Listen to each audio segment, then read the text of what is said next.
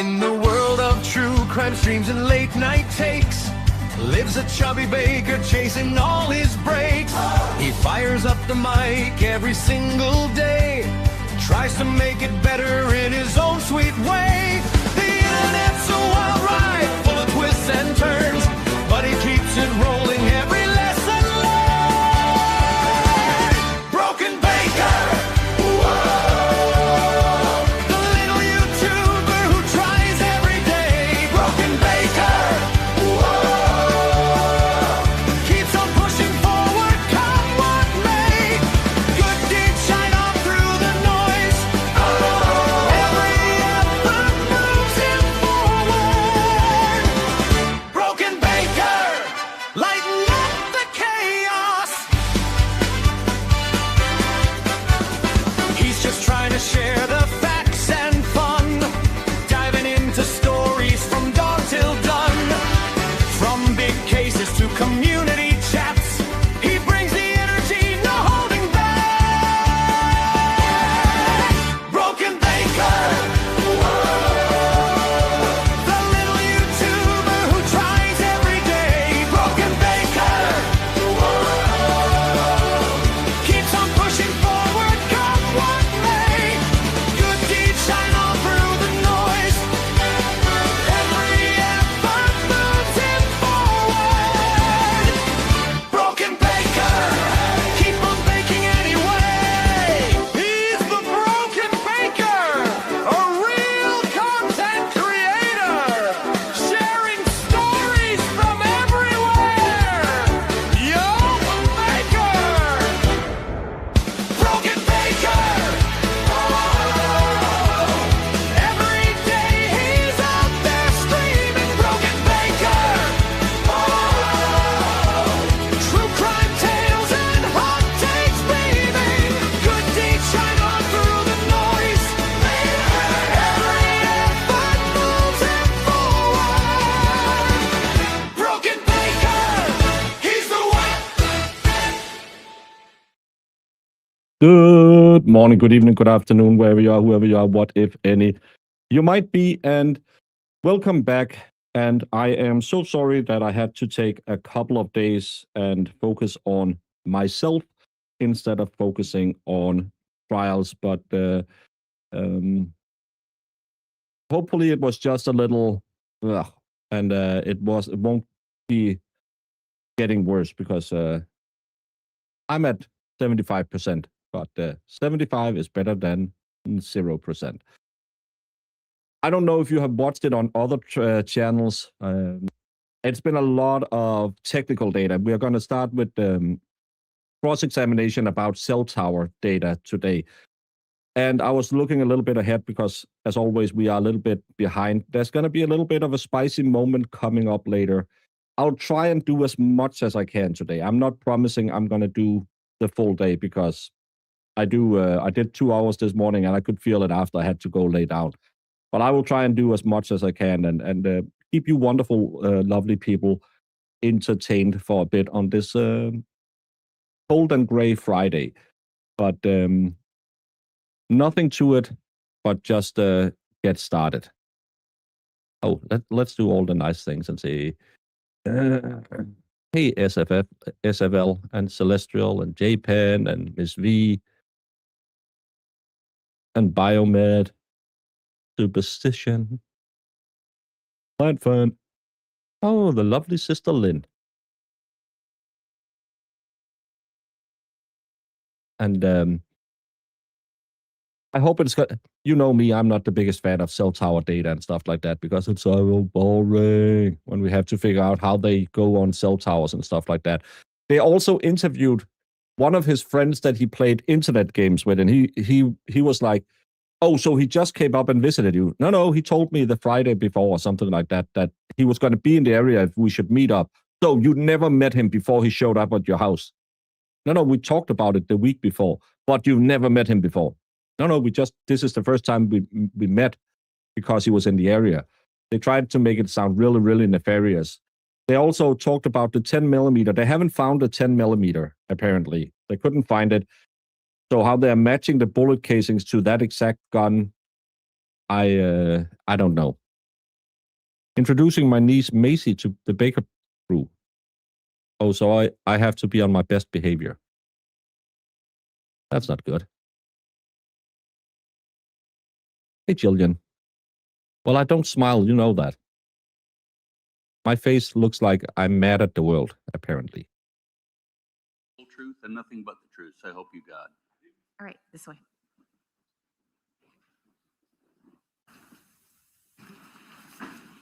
All right, Mr. Dreiser, you may proceed with cross-examination. Thank you. Good morning, Agent Blythe. How are you? Good morning, I'm well. You? I'm fine. Thank you for asking, and thank you for being here, okay? Absolutely. Yesterday, we had a little bit of an opportunity to get to know you and your background. And of course, you are an agent with the FBI, right? Yes, sir. And you have a pretty impressive academic background. You have a degree in, I think, business. Yes, in accounting. And then you have some experience in the real world and experience in law enforcement, combining all those skills, right? Yes, sir. Okay. And I think we can agree that well, let me say the one thing you don't have, and I'm not knocking on you, but you're not an engineer, correct? No, I'm not an engineer. And you don't work for T-Mobile, correct? No, I do not. And a lot of what we're talking about is the engineering of cellular networks. Yes. Okay. So can we agree that the work that you do is important in cases like this? Yes, very. And can we agree that accuracy is important? Yes. And I don't know if you told the jury yesterday, but not only do you review these reports before they're submitted, you have a peer review. You have someone else look at the reports, right? Yes, sir. To make sure they're accurate, right? Yes. All right, let me just and I'm going to walk you through everything. I'm not going to cherry pick, but I want to show you slide 56. This is from March 5th between 9:12 and 9:50 p.m., correct? Yes. And yesterday you talked about the TA records associated with that. But if you look in the call box, those TA records seem to be from 2/17 of 2022, correct? Yeah, so there's a typographical mistake in the call-out box. So that's a mistake that you made before you submitted this evidence to the government? Yes. And the peer review person, he didn't catch that either? Apparently not. And as you sit here today, is it a typographical error or did you put the TA records from 2/17 inside of the PowerPoint? I'm confident that it's a typo in the call-out box for the date. I didn't replace the date with March 5th. I apologize. Okay. And while we're here, this is about a Pennsylvania trip that Mr. Fernandez took? Yes. Anybody ever tell you why it was important whether Mr. Fernandez went to Pennsylvania and came back? I don't recall why that was important. Important enough that you mapped it all and put it in your slides, right? The investigative team thought that time frame was important to show the location of the target device. So I prepared a map as such. Okay. Not your job to know or say why it's important. Just map it if they tell you to. So yeah, the investigative team it's their investigation. They're informing me about what times are pertinent that they needed to show movement or a location for the device. And so that's what I'm looking to as far as guidance about what timeframes I look at. Simply put, you mapped that Mr. Fernandez went to Pennsylvania. Well, first he stopped in North Carolina, right? Yes. And are you aware that the jury has heard from a friend of his that he stopped at his house in North Carolina? I am now. You are now, because I told you? Yes. Okay. And on the same dates that you mapped, and then if I understand correctly, he went up to Pennsylvania, and I think your testimony, these are my words, but he sort of hauled ass back to Jacksonville. He wasn't there a very long time and came back. Came back pretty quick, right? Sure. Some people move at different paces. Yeah, but I mean, I think what you were saying to the jury yesterday was he was up in Pennsylvania and then he kind of moved back relatively quickly, like he didn't have a lot of stops, right? Yeah, there was a 3-hour stop, was the biggest, most notable stop during the way back that I recall. But just so I'm clear, Jacksonville is where this homicide occurred, right? Yes. And he came back to Jackson. Correct. All right, let's start at, well, I want to show you, did you notice yesterday when you were going through your slides, this is I think you did 5 drafts of these before you made a final? At least. At least 5 drafts, right? And every time you did a draft, you would provide it to the defense team through discovery, right? So I provided it to the state, and they provided the discovery to you. Then they provide it. So through the course of this investigation, every time you did a draft, we would have to do, at least you would think it's fair that we would do an analysis of your draft, right? I would hope you'd review it. And if we had an expert, which I think you know that we do, Yes. he would have to review it, correct? Sure. So I assume at some point in time during this trial, when the state gets up and asks questions to my expert about why we had to pay him so much money, would you agree that every time you did a draft, you would expect it's fair that he would review your draft, right? If you ask him to, sure. Sure. And it would be reasonable for us to ask him to review your drafts, right? It's something that, a layperson could easily misunderstand. So it's understandable you'd want to talk to somebody with knowledge of the profession. Sure. And can we also agree that going back to, you looking at these things and making sure that before it got submitted into evidence, it was up to speed. This is your final, correct? It is. Did you notice on about a third of the slides that are in evidence, they're still stamped draft? A third? Let's go to page. Is this Massachusetts? A third? What? And he's an expert. 21.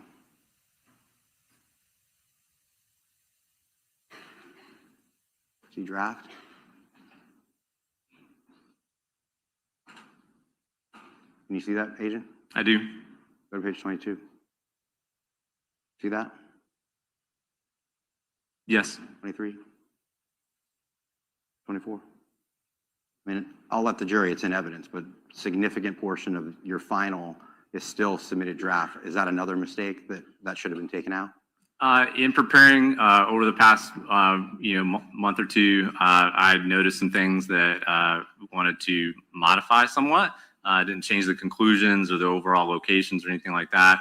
But I had somebody take a second look at them after I made some changes, and I forgot to take the draft stamp off. Okay. That's a very long way of just saying, yeah, that's a mistake. Evil Eye says, oh my God, so happy we get to see Baker's sunshining face today. The gods has shown us all favor having this Danish broke raise the tubes. Okay, I'm done. I don't know how many times I have to say it. You are not getting back in the 1240 club. I know that's all you and Kristen want. Get back in the club. Not going to happen, no matter how much you sweet talk me. But gracias anyways. You go to January 5th, please.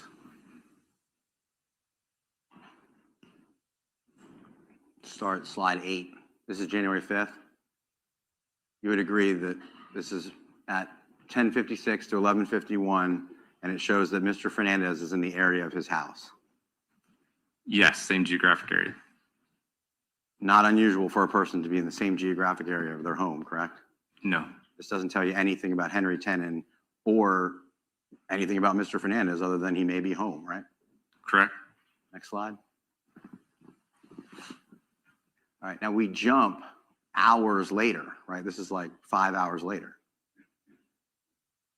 Yes, 5:24 p.m. is when this starts. Okay, and this is Henry Tenen going to the area of Jack's Beach, correct? Yes. All right, so now you don't have any information as to where Mr. Fernandez is on January 5th, do you? No, not during this time frame. You have no idea whether Mr. Fernandez saw Mr. Tenen when he came near the Jack's Beach area, correct? I don't have any independent knowledge of that. Yeah, you have no communications between the two of them on January 5th, correct? Not that I've been made privy to. You can't tie Mr. Fernandez to Henry Tenen on January 5th in any way using technical data or records that you have obtained. Not with these phone records, with cell site and Gmail records. Okay, and most importantly, on this day, Henry Tenen goes in the area of Jack's Beach near the Pablo Hamlet area, the Fernandez residence, right? Yes, You need to see that, or you agree with me? I recall that. Okay. But do you recall that he doesn't go anywhere near the crime scene? I think that not on this date and time, no. That's what I'm asking you. On this date and time, January 5th, he doesn't go anywhere near the crime scene, right? And you do know, even though you're not, I guess you're part of the investigative team, but you're more the mapping guy, right? Yes, But you do know that there is a connection between Mr. Fernandez and Henry Tenen because Henry Tenen was his tenant at that time, right? I've heard that at some point he was his tenant. Sure. That's not like a secretive fact. And if I understand your slides, Mr. Tenen goes to the area of Jack's Beach and you think that maybe, and can you go to the slide of the Marsh Inlet? He goes down, passes Pablo Hamlet, he passes Marsh Inlet, and he turns around and he comes back, correct? Yes, And if he is on the street, can you go to the one where it shows that he may be on? Mr. Dreiser, if you would, just for record purposes, refer to what slide you're referring to. I should have done that. I'm sorry. This all is composed of states 190, 182, and specifically, I'm asking Agent Blythe about page 12. Thank you. Page 12, this is where, different than many of your other slides, you don't have any confidence level on any of these slides. no, not on these four. This entire slide, which is the one that zoomed in the most, has no confidence on any one of Henry Tenen's factors, correct? No, But nonetheless, you decided to map that you think, without any confidence, that Mr. Tenen may have gone on the street of the Fernandez residence, correct? that was the recorded location. And throughout the duration of the analysis, I was able to see that these locations, with or without a known source, followed in line, stayed along roadways. They weren't errant off in the middle of nowhere or a place where there was no roadway or a place where a person and a phone could be. So looking at them in their totality, they all seem to be very reliable locations. Even if you're right, which you may be, he's on the street for what, 30 seconds at max?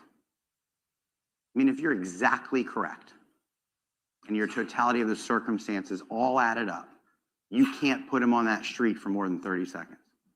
Correct. So, and you have no reason to believe that Mr. Fernandez was home. I don't know. You have no idea, right? No, And you don't know if Mr. Tenen was dropping off rent money in the mailbox. I don't know that. You don't know if Mr. Tenen was scouting the area because he planned to kill Jared Bridegan. You don't know that. No, You just know that he's in the area. And the one thing we do know is that the Marsh Inlet and the area of interest does have evidentiary value in this case, correct? That area has interest, right? sure. Mario, and we're going to talk a little bit about this, Mario Fernandez's home is close to Marsh Inlet, correct? Yes, And I'm sorry, I did not say that correctly. Mario Fernandez's home is close to Pablo Hamlet, correct? yes, Okay. And it's so close that it's hard to make any sort of data location because it's so close. It goes within the area of the bands that make it to where the technology just isn't that precise, correct? that's fair. Okay, we'll talk about that later. Let's keep going. Let's go to the next day.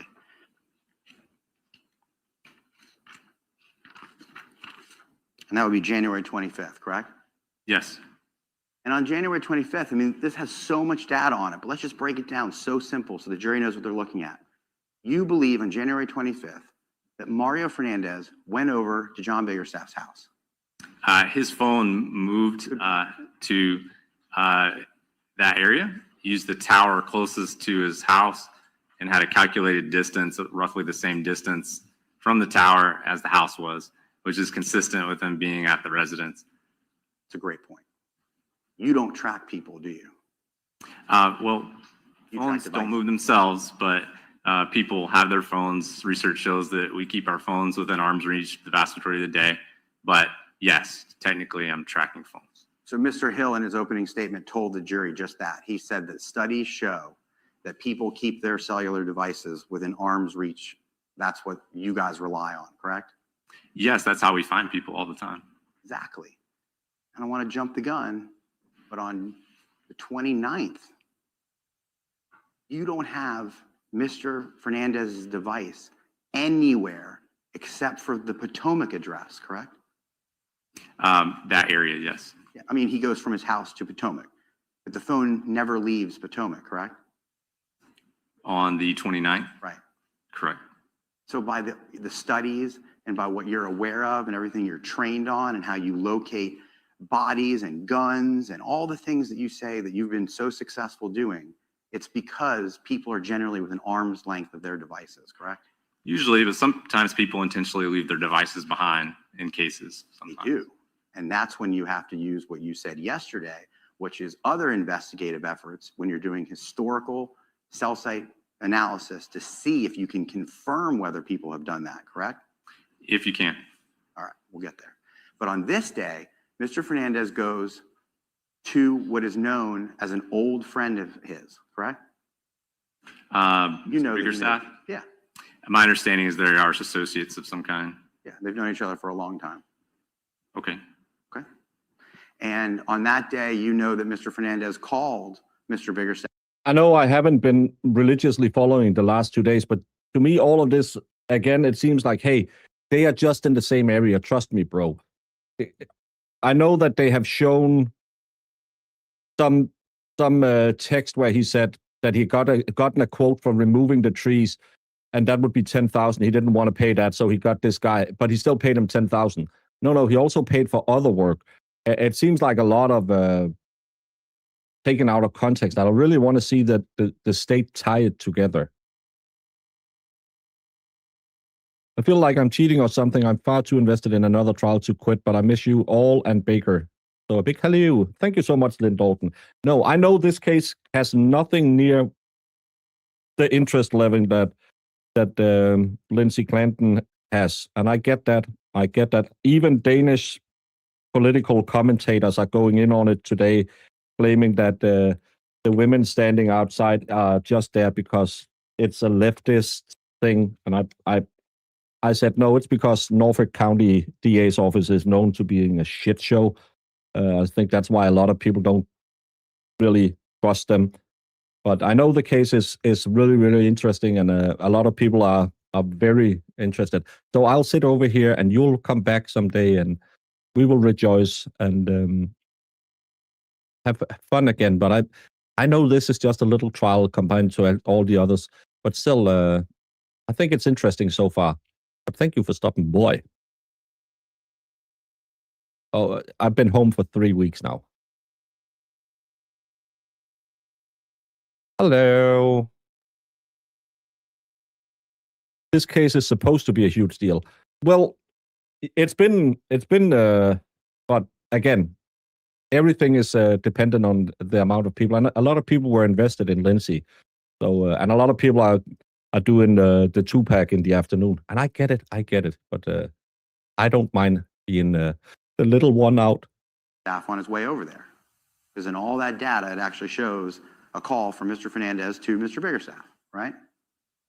Yes. Before he gets there, like, hey, I'm on my way, right? You don't know what it said, but that's not far-fetched that someone would call and say, I'm on the way to your home, correct? No. And then right when he gets to the house, there's a message or a call saying, well, you don't know what it says, but it's right when he gets there, not far-fetched to be like, hey, I'm here, man, right? Yeah, I don't know why he called him, but could be. All right, so he's there for like an hour or so, and then he leaves, right? I don't remember how long he's there. I think it might be the next slide. Yes. All right. This is slide 16, Your Honor. Thank you. And you don't know why he was there? No. You have no evidence what he was doing there? No, sir. But it is an interesting case because, again, can they prove the connection? And this is the thing with these cell phone towers. They don't really show them other than a tenant was a tenant at his house. and he was there, and they say, yes, we hired him and for doing some work. They have to get past that. But at the same time, what other connection does tenant have to the victim? So it is one of those cases that's a little all over the place. Someone just asked you to map whether Mario Fernandez was going to a guy's house that he knows for a long time. He left. That's what you know. That's what all of this information tells you, correct? Yes. All right. Let's go to January 29th.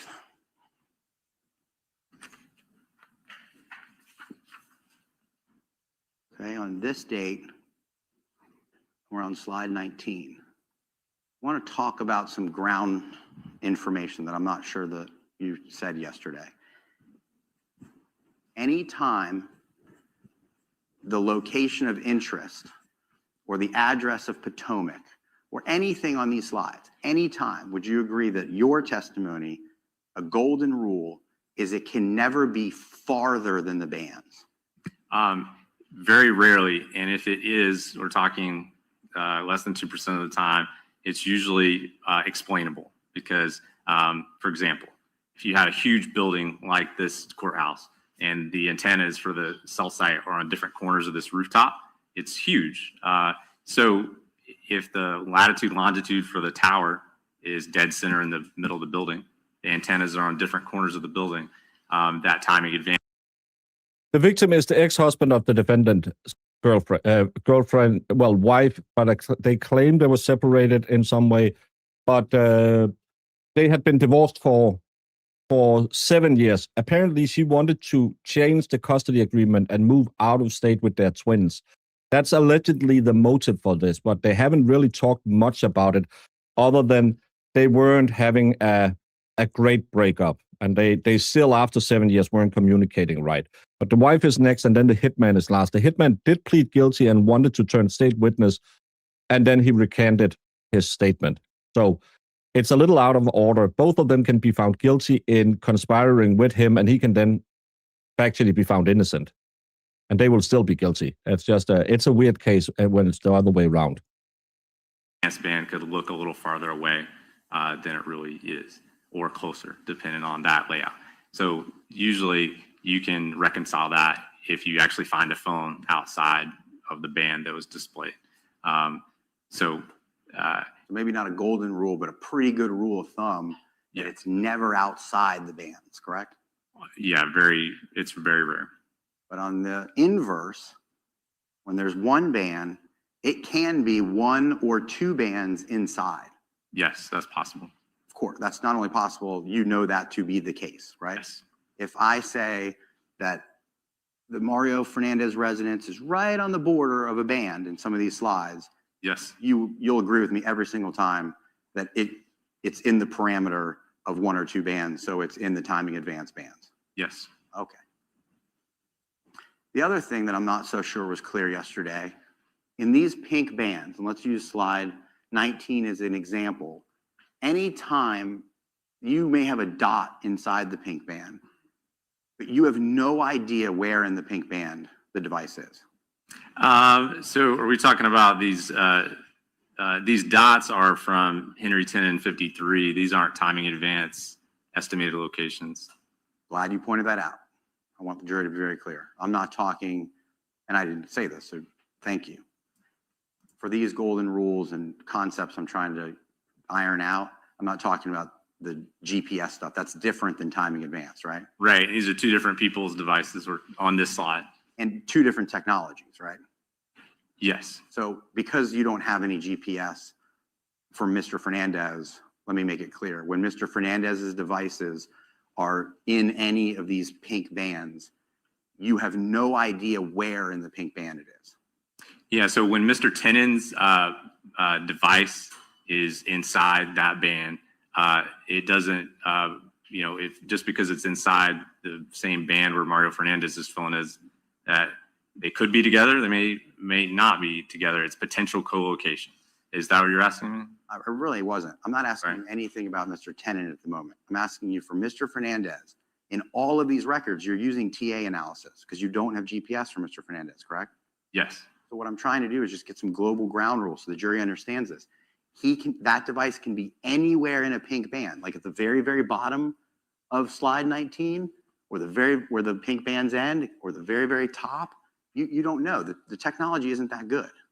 Yes, in isolation, the phone could be anywhere in that band, from one side of the sector to the other. To answer your question, however, Yeah, Booz was in legal vices a lot. if you have an intersecting timing advance, that's not the case here. But when you do, if it's close in time, you would look at that area of intersection to narrow that area.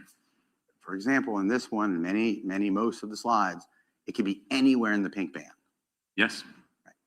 And the other thing that I want to make sure is crystal clear, that if Mr. Fernandez's device is in his pocket, okay, and Mr. Fernandez is in his driveway and he's sweeping, you have no idea the movement of the device within the pink bands, correct? No.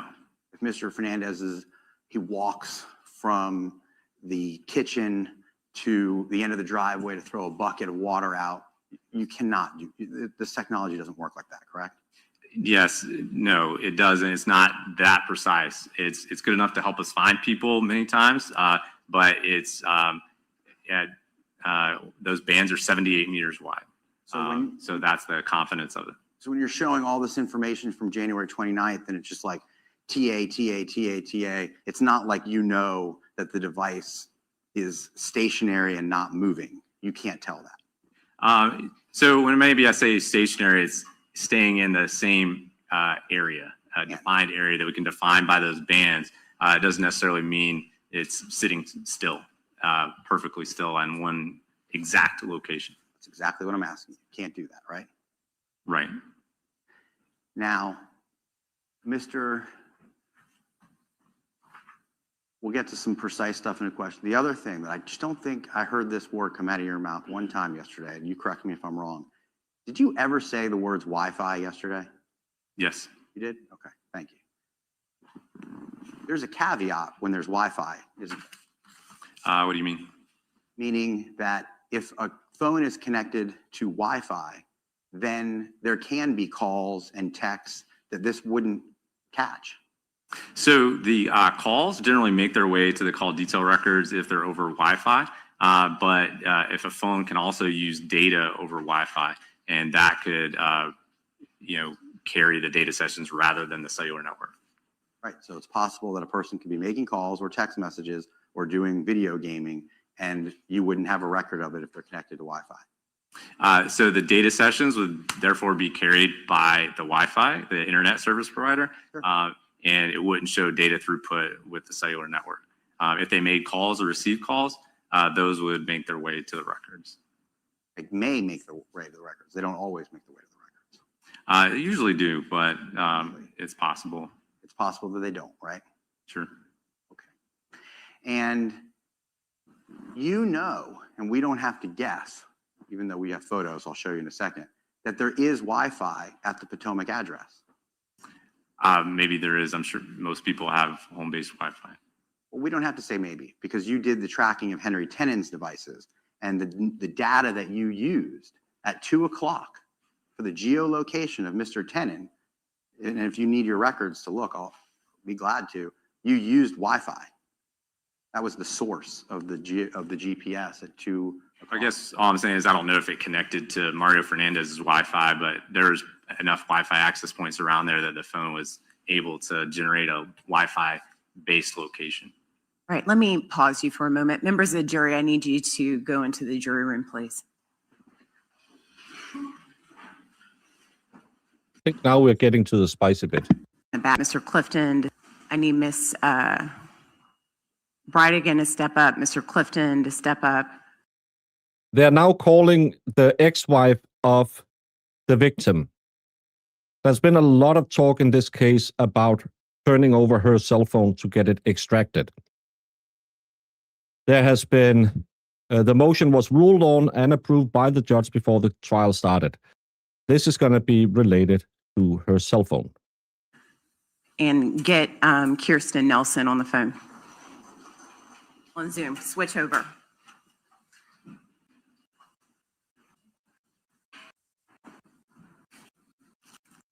This is why it's Fine. great to be on. Hey, Dave. When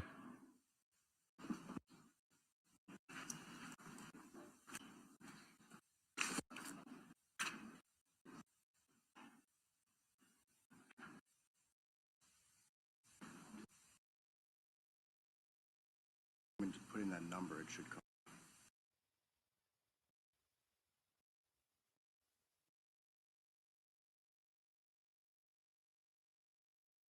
Sam Solera.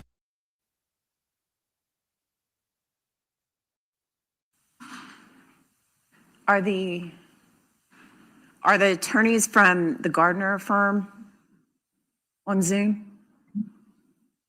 Good morning, Your Honor. Kirsten Nelson on behalf of Ms. Gardner. I believe Jose Baez and Ron Sullivan are also present. All right. Yes, Your Honor. Okay. Good morning. Is Mr. who's represent Sam Solario? Sam, you can hear us. Could you just announce your presence? I can hear you fine. I'm not visible because I'm unsuitably attired for court, Your Honor, and Yes. I didn't want to appear poorly. Yes, sir. I appreciate that. Thank you.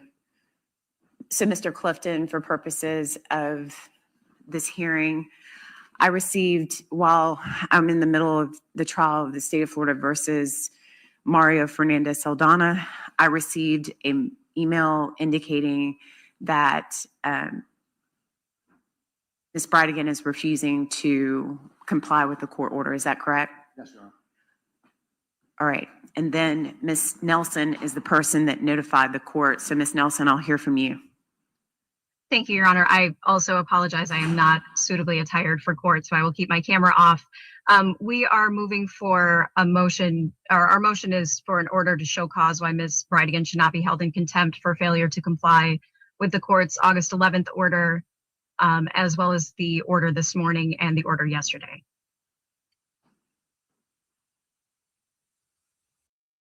This to me, again, we're just speculating on motive and stuff like that.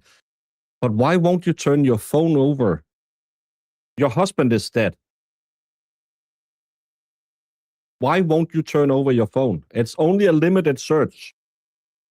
But to me, and I know we're not here to speculate and do motives, but it's just weird to me that the wife of the victim doesn't want to turn over her phone to do an extraction.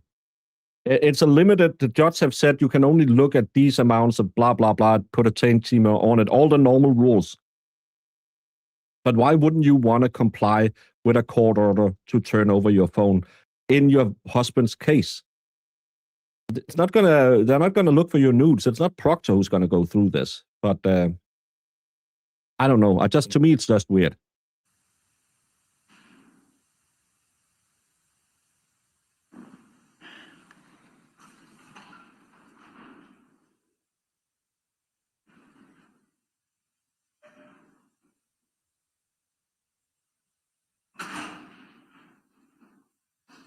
Ms. Nelson, do you agree that it would be indirect contempt of court?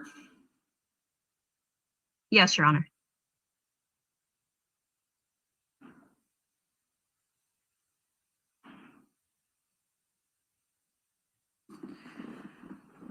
Mr. Clifton, do you understand the nature of the motion for an order to show cause?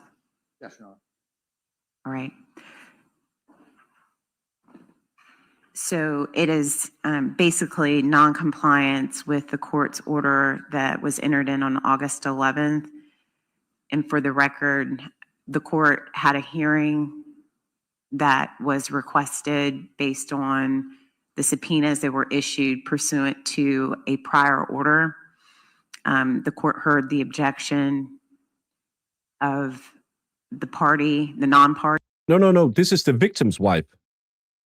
The Saldanas, yeah, they might be, so they got spousal privilege. This is the victim's wife. This isn't Shana Gardner. This is the victim's wife who they want to be held in contempt now. I then, after that hearing and after consideration of the side that was presented during the objection, the court overruled the objection and issued an order of compliance because it was not being complied with. That is the prior order. Then this morning at approximately 7:19, this court got notice that Ms. Bridegan wanted, well, counsel filed a petition for all writs. The 5th District Court of Appeal has docketed now the appellate process, which is the appropriate way to go if there is disagreement with the court's decision. In the trial court, I believe it was you, Mr. Clifton, that filed the motion to stay this morning. It was approximately, I think, about 8:15 or 8:20, About maybe. 20 p.m. last night, Your Honor, but It was 10:20. I didn't get notice of it until early this morning. Yep. Then defense counsel filed a response. The court then issued another order denying the stay and denied it within, I believe it was about 8:30ish, giving Ms. Bridegan 30 minutes to comply with the court's order. Additionally, in the prior hearing, in the prior order, the defense has gone through the expense of asking and paying for an expert to come up to take possession of the phone, to comply with the court's order, and then return the phone to Ms. Bridegan in short order so that she could have her phone basically selectively downloaded and then returned to her so that there would be as little time away from her phone as possible. And so that is what is not being complied with. Do you believe that this is sufficient notice, or I can write the order to show cause? I'm going to grant the order to show cause, and I can write down date and time. Pursuant to the rule, I believe that you are entitled to reasonable time to prepare a defense for Ms. Bridegan. we would want reasonable time to prepare a defense. All right. And I hope that this is not to wait out whether the 5th District Court of Appeal is somehow going to stay. But I will give you, right now, I stopped the trial at exactly 9:30. What do you believe reasonable time would be, Mr. Clifton, for you to be prepared for the defense of an order to show cause for noncompliance, which is indirect criminal contempt of this court? Your Honor, looking to do this today? Yes. Because the expert drove up today, and so I don't. I understand, Your Honor. Okay. 2 hours? Can we? And we have a lunch coming up at some point. Yes, sir. Yes, sir. I will, if you require, I will. I will have something written up and filed for you to answer to. I can get it probably by 10:15, and then I would have the hearing, I would say at 12:30. Is that reasonable? Yes, ma'am. That would help. Yes, sir. All right. And whatever counsel, if you all could get in, do you want Ms. Gardner transported? No, Your Honor, we'll waive her presence. Thank you. All right. I will see you all again at 12:30 for. And I don't get that part. Why would Shana Gardner have to be there for that hearing? I don't get that part. Maybe it's because they both want her. No, it's because she wanted the access to the phone. Sorry. I understand that part now. This hearing, okay? Thank you, Your Honor. All right. Thank you. Thank you, Your Honor. Okay. So they're going to have an emergency hearing at 12:30, but I still just find it Goes weird. without being said, Ms. Bridegan, you need to be present again, okay? I don't understand this ex-wife. Why the hell, unless you Go get the jury. your phone is filled with, oh my fucking God, I'm so glad I'm off this guy and I don't have to take care of his my stepchildren anymore. What the hell could be in that phone that you want to hide from them? They're not going to get your nudes. It's to me, it just looks weird.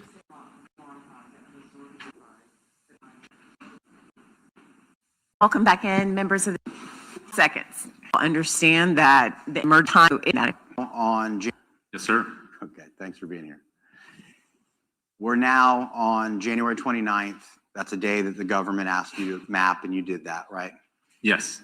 Now, did you talk yesterday about the fact that you do sometimes, in other cases, review surveillance in conjunction with cellular data so you can form a better expert opinion, right? Yes. You did not do that in this case. I'm generally, unless it's my own case or an FBI case on my squad, I'm not part of the investigative team. And so I'm not out doing video canvases. So any video surveillance that would be provided to me to use in conjunction with this would be dependent on the investigative team. If it was available for them to find it, get it provided. I still have permission to walk around. Yes. I took the liberty without asking. Thank you. Well, just for example, they did provide you information that they thought was important, and I'm reviewing States 210. This is the vehicle, the license plate readers. Do you remember? Here, I can just put it down. Remember looking at that yesterday, Agent? Yes, I do. You didn't pull that information, correct? No, The investigative team gave that to you, correct? they did. And that was to help you, in your expert opinion, make conclusions as to where Henry Tenon may be located, correct? See if that lines up or not with those locations. Yes. And it did.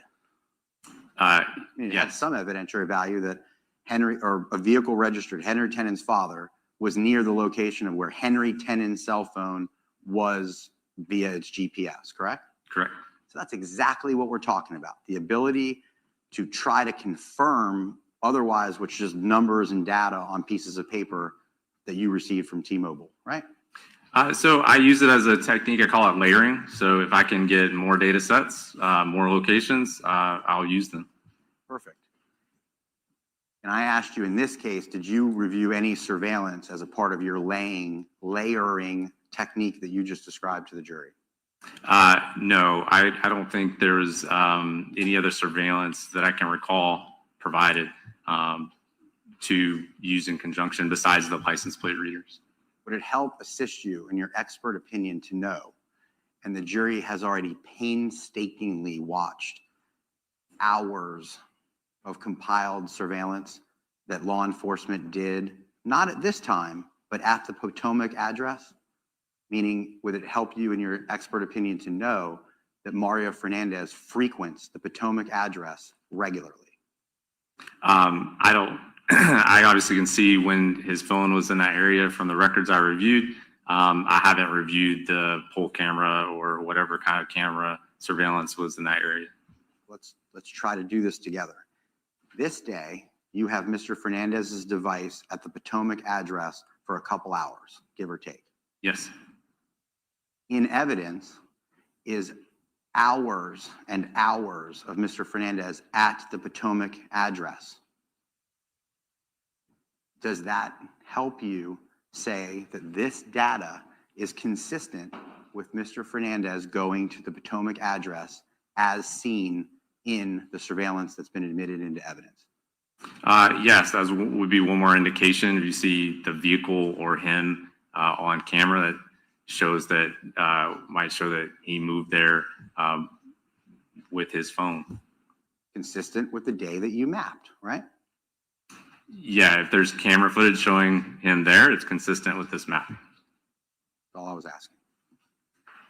Now, this is where on slide 19, Mr. Fernandez is moving from the Jacks Beach area to his rental property on January 29th. That's what this slide shows, correct? I don't know if that's his rental property or not. I know that address is associated with Mr. Tenon. No one told you that Mr. Fernandez owned that place? No. This is the first that you're learning of that? I don't remember that. Again, I'm not part of the investigative team. I'm there.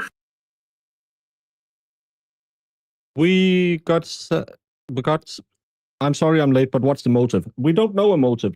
And again, in any criminal case, they don't have to prove the motive. They imply that the motive is that Jana Gardner wanted to move the twins out of state to Washington and they had an upcoming court battle over that, is kind of what I think chat is agreeing on. They think kind of want to try to say is the motive.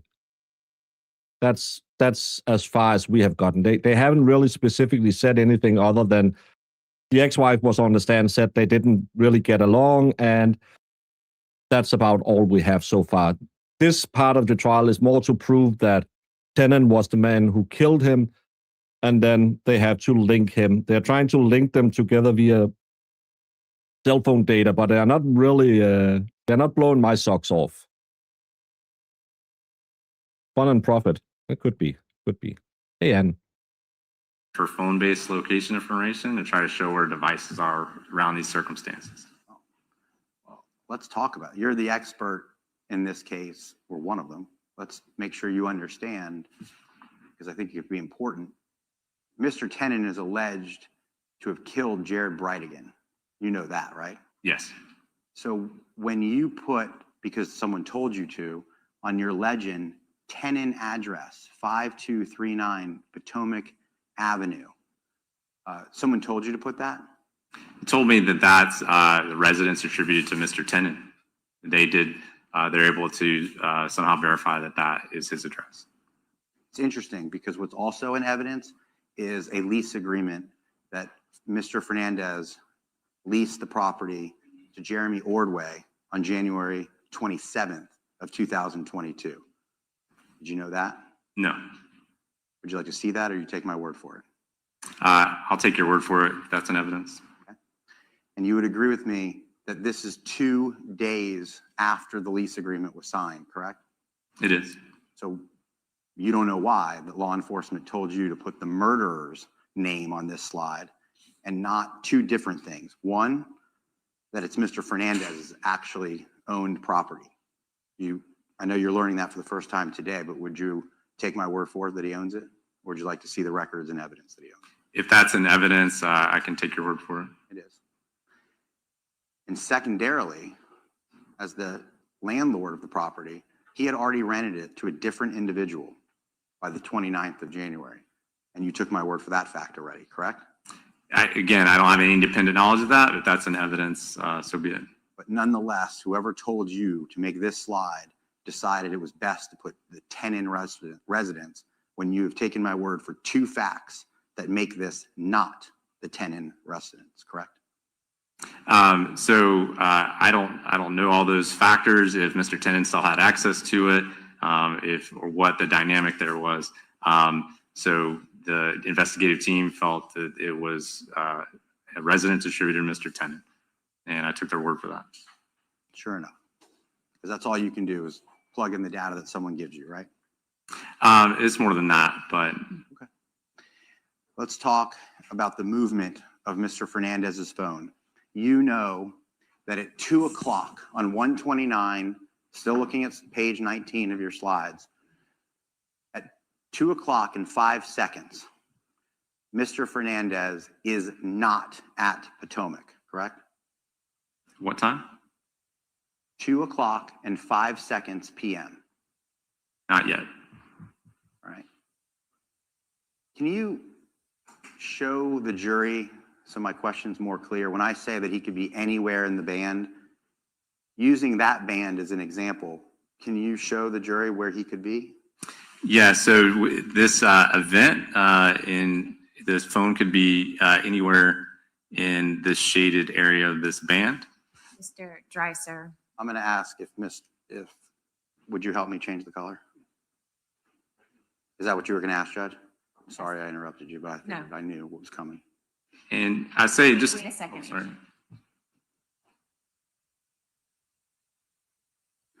Let's It's red right now, and you maybe can't blue? see it. See what blue looks like. Can you try doing that again? Sure. There we go. I like that. And just to clarify, when you show movement of a device and you see these timing advanced bands, yes, in isolation, the phone could be anywhere in the shaded area of that band. But if a phone is moving in a vehicle, the phone's going to be on a roadway.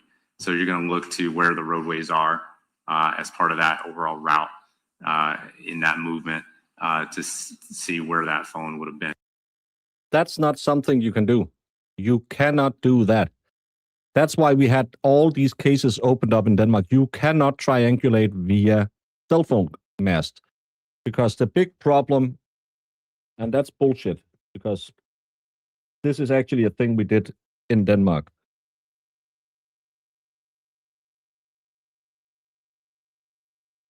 We're bringing out the whiteboard, because this is one of those things where people say, well, it's really easy. We can tell that he's here and he's there, and he must have gone this route. Because that's the logical conclusion. Well, this isn't Sherlock Holmes. It's not. When any other option is used, we can just use the third one.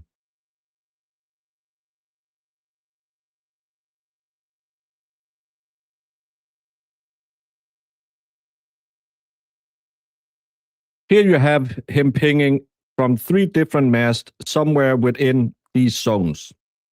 There's no way to say if he was pinging on this one at 1 o'clock, and then he was pinging in this one at 1:03, and then he was pinging on this one at 1:06, that he drove a route that went this way. You cannot say that. He could have done this. He could have gone this way. You cannot pinpoint him in any way. The only thing you can say with any degree of certainty is that at that exact point where he was pinging somewhere in that area, he was in that area. You cannot tell if it's here, or it's here. It's somewhere here. And when he then pings on this area, you can't say that he drove down 1st Street, 2nd Street, 3rd Street, or 4th Street. There's no way you can tell it, because you don't know where in the arc he is. You cannot make that assumption. You cannot say, well, we know he ends up on 9th Street, so he must have gone this route. That's speculation. You are not allowed to do that. In Denmark, we had all of our cases opened again because they believed that you can do like you could with a radio signal. A radio signal, you can say, okay, he's pinging on this mast with this amount of signal strength. He's pinging on this mast on this amount of signal strength, and he's pinging on this mast with this amount of signal strength. Then you can just triangulate and say, we need to go 5 units of signal strength and 6 units of signal strength from this one and 3 units of signal strength. This is exactly where he is. That's triangulating via radio. The problem is cell phone towers are not accurate, and your phone is not rational. It won't always hit on the nearest mast because cell phones get filled up. The cell phone you have in your area, that's capped that it can do X amount of transactions on any given day. Then you have a town fair, and you will notice, you've all been in a stadium, at a festival, in the movie theater somewhere, and you will see your phone gets noticeably, it gets slower because the cell phone can only do 100 units at a time. So as long as there's 50 units in the area, you will not notice anything, and it'll just ping off the nearest mast because that can handle the traffic. But now you put 1,000 people in 100 people cell phone tower, it'll overload the tower. So the phone will start looking for the next tower.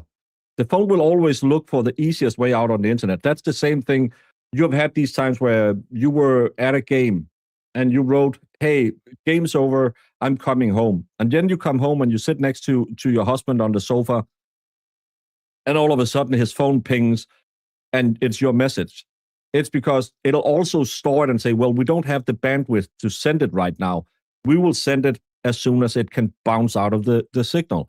So you cannot say with any degree of scientific certainty, we must believe he has written this road because he pings on these masts. You cannot do that. This isn't how it works all the time either. There's a reflection with radio waves, multiple paths, all kinds of things. Well, I used to do high-frequency radio in the military, we are really easy to pin because you just look where the signal strength is the strongest, and then that's where you send your hellfire. And then I'm dead. We would be the first one killed in any war, all the radio men.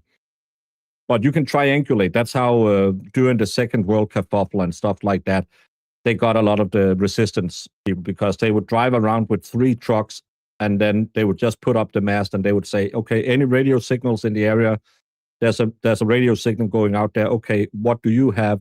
And then you could triangulate. It's in this direction, and then you could go to that area and you'll find the radio. It's old-time technology, but that's how they think cell phone mast works, and it's not how cell phone mast works. Exactly. The only thing it can tell you is he was in this area in some degree within, and that's the thing. If you see this, it's also cone-shaped. Every cell phone tower is it's parted in 3 ways. So you have this zone, then you have this zone, and then you have this zone. The only thing a cell phone tower can tell you is he hits this mast. So it's somewhere from point A. Oh, you can't see it when I don't have it. It's somewhere from over here to over here. He's somewhere. That's why you have this full band. It's not saying he's here. That's why you have this full band. Because cell phone towers are split into 3s. So you know it's somewhere within this triangle. They want you to believe that if you are hitting on this mast, and this mast, you must be somewhere in here. But you cannot do that because that's not how cell phones work.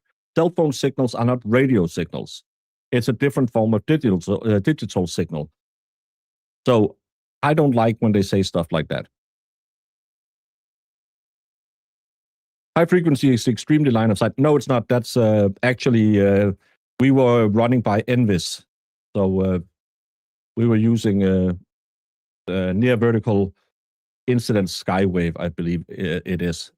So you're thinking about DIAS. I don't even know what that is, but that's digital. That's point to point. Ours are just throw it up in the air and someone hopefully will pick you up. So that's how we ran high frequency radios. The good thing was you could sometimes pick up BBC on it, so you could listen to music, but most of the time you couldn't hear shit on those old radios. During that time. I agree with you. Just to clarify. There's one road and a swamp on both sides. It's likely on the road, right? Yes. People can't drive through a swamp. I think we all. No, but it's the band that's called high frequency, and then you have ultra high frequency. It's the band spectrum that you send the radio signals in. But let's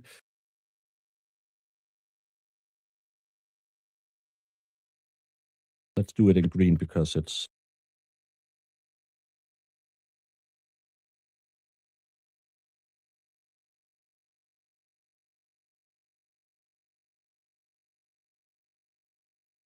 So we would drive around with a truck where we had our radio and a decryption, and then we would pull a antenna out and put that so it would be vertical.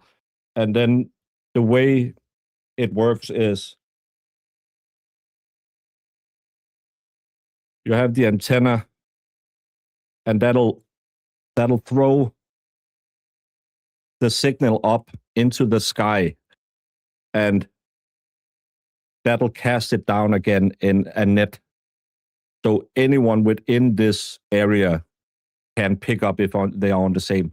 That's near vertical incident skywave. That's what that means. It just means that you bounce the radio signal off the stratosphere. So that entire area around you is covered with your radio signal, and that's so you can cover a large amount. But it's really, really shitty, and it never really worked because the frequencies were it was right after 9/11. We did a lot of winter time, and it's so dependent on how the cloud layer and all of that is. So it never really worked, but it was fun. I'll get that. Right. In this case, there's a lot of roads though, right? There are several, yes. You don't know what road he's on, right? Not exactly, no. So he could be pretty much anywhere in the band as long as it's not somewhere off the road. I mean, based on the timing, I think it's most likely somewhere along Old Kings Road or an adjacent road, but there are several roads around there. Okay. But we agree, under no circumstances, according to your expert opinion, is he at Potomac? At 2:02, the phone is I'm asking you very specifically. on its way. At 2:05, he is not at Potomac. I don't think so yet, no. Okay. At 2:12, using the geolocation call-out number, Henry Tenen appears to be at or very close to the Potomac address. Yes, 7 And that's a seconds. confidence meters of 56 meters, correct? yes. Okay, so if you drew the radius. That is an unknown source, though. And I thought we talked that you don't like to use unknown sources. Do you agree that's an unknown source, Agent Blythe? Mr. It's 2:00. I don't recall that being an unknown source, but again, I looked at these locations in their totality. The reason I didn't show the radius for the other unknown sources that was so low because they were less than 3 meters, which is unlikely a device could get a location with less than 3 meters, even with GPS. And so, 56 meters is a lot more conservative and reasonable than 1 or 2 meters. Nonetheless, 56 meters, approximately 160 feet, somewhere around the Potomac address is what you think. Yes, At 2:12. Right? right. Now, at 2:06, Mr. Tenen is definitely not in the area of the Potomac address, correct? No, he's moved to the area of Old Kings Road and Edgewood. Yep. And we know he's on the move because he hits another tower at 2:08, and then he has geolocation at 2:10. So bear with me. We know that Mr. Tenen is on the move, 2:00, 2:06, 2:08, and 2:10, moving away from the Potomac address. Yes, And we know that Mr. Fernandez at 2:00 is not there, and then he moves closer to the Potomac address somewhere around 2:02, correct? yes, You said yesterday that they could have been there for a short period of time together, right? potentially. But potentially they were not there at the same time together, correct? I'm sorry? Potentially they were not there at the same time together. So sometime between 2:00 and 2:06, I don't know when, Mr. Tenen's phone began moving from the residence towards Old Kings Road. So I don't know exactly when during that 6 minutes and some change that his phone left. It looks like Why should higher frequencies be worse than lower frequencies? I remember when 5G came out and everyone was like, "Oh, we can't use that." It's not. I don't know what you're fearing. It's is low frequency more healthy than high frequency?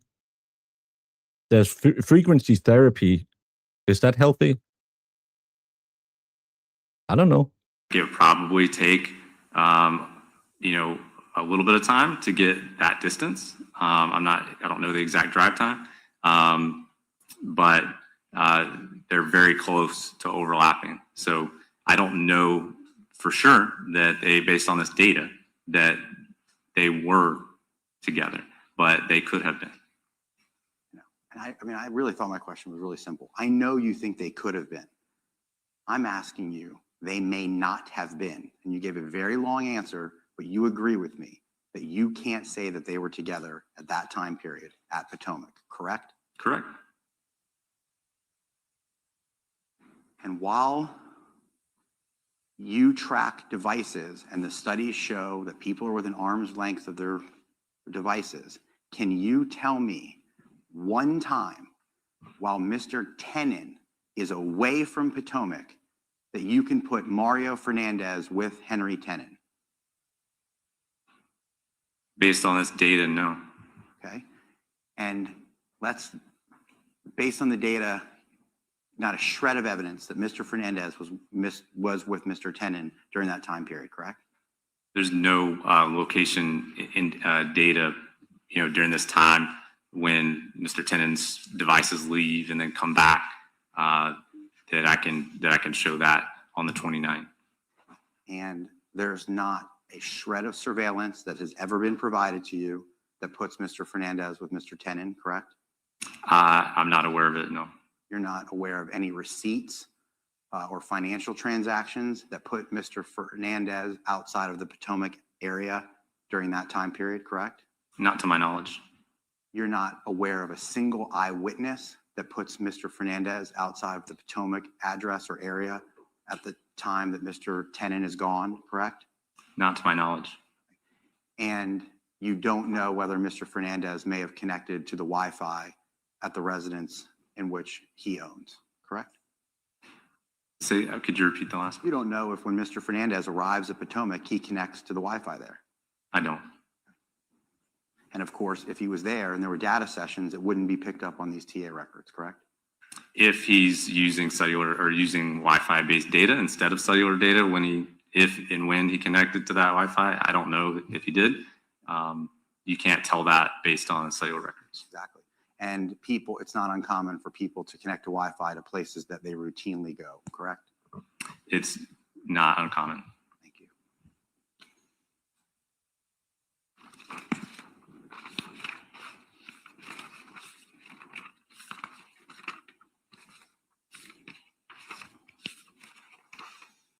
Yeah, but again, what's the problem? You have 5G in your internet modem right now.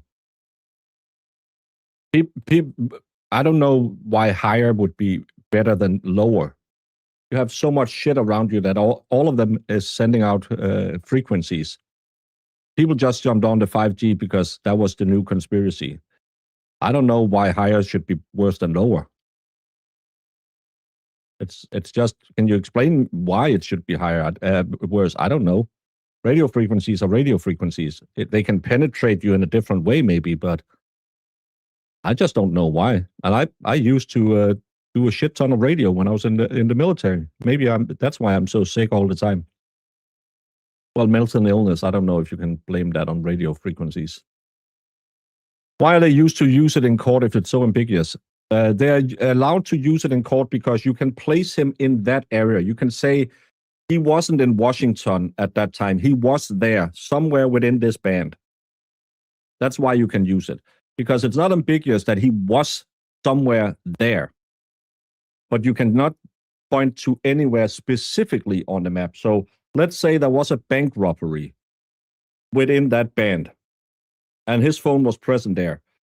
You can make an assumption that he might have been present there if other evidence points to him participating in the bank robbery. But if you have a bank robbery and his phone is pinging all over here, they can also say, well, he clearly wasn't at the bank. His phone was pinging over there. But you just can't say he was at Fairview 34. He could just as well have been at Fairview 2. No one knows exactly where you are. They just know you are in the area. And that's how you can use it. You are not allowed to say this person was sitting outside of the bank, because you cannot tell that.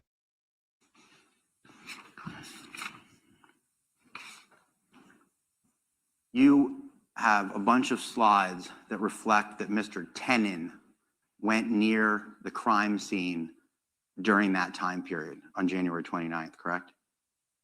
Yes. In fact, you even have a zoomed in slide. Can you find it for me, please? January 29th, where he's near. Like right here, right there. The long red line, there we go. We're looking at slide 26. This shows that you believe Mr. Tenon's device, and by extension of the studies, Mr. Tenon went to the crime scene on that day, correct? Yes. You have no evidence whatsoever that he went anywhere near Marsh Inlet, Mr. Fernandez's residence on that day, do you? I don't think so, no.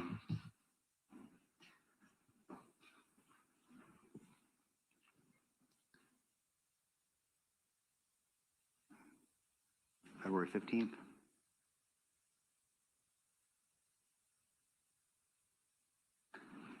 On February 15th, you have reason to believe, using the data, that Mr. Fernandez may have gone to his rental property in the morning? Yes, the Potomac Avenue address, yes. Okay.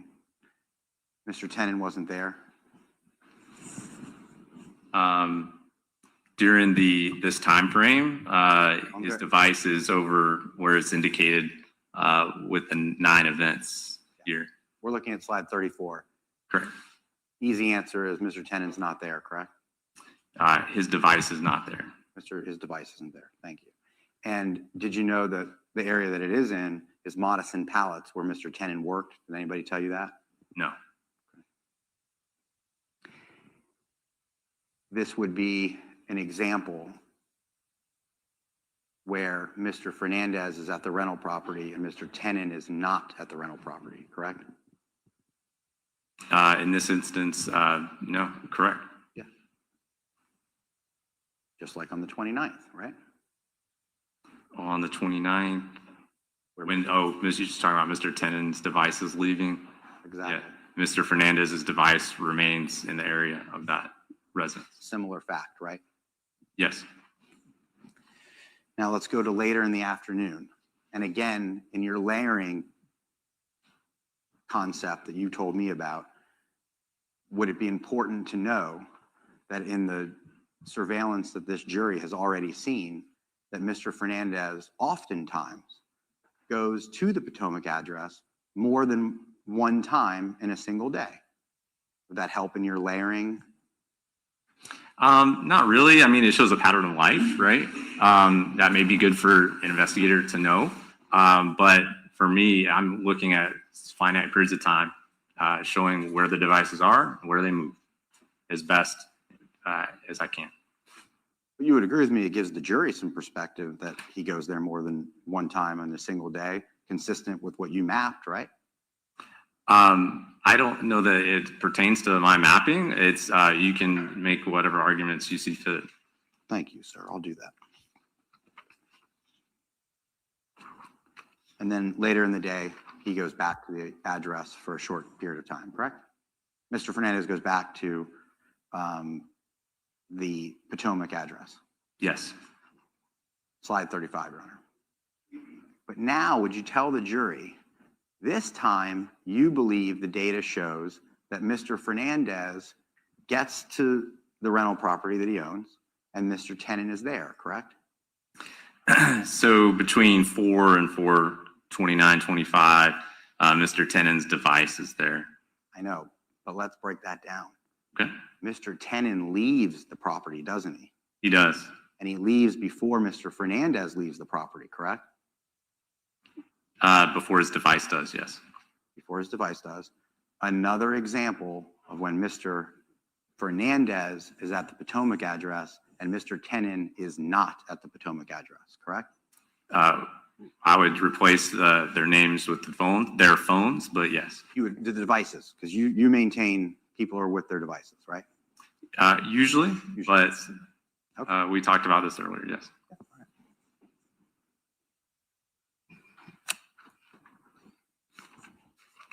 On the evening, moving to the 16th, which is the day of the homicide, let's go around slide 39.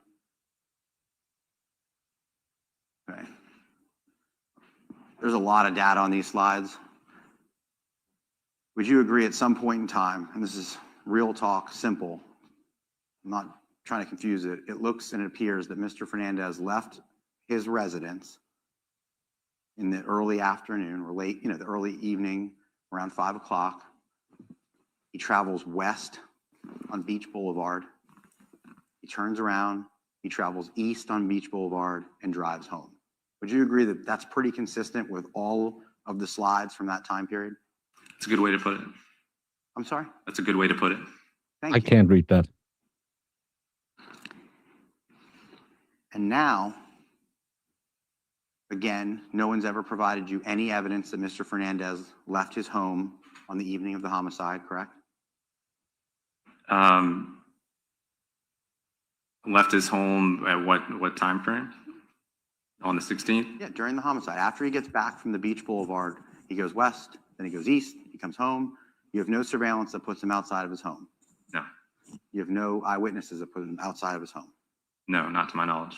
So you talk about TA records and that there could be a gap in the TA records and that it could be that his phone was off during the time of the homicide. That's what you told the jury yesterday.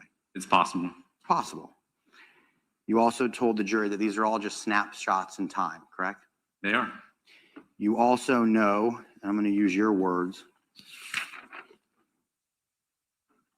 there can be blocks of time where network engineers just don't record time in advance for a particular market area. That's true.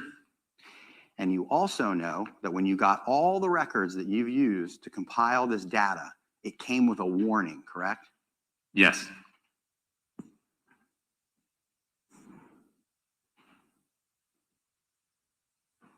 But I just may have a moment, Your Honor. I got to switch gears.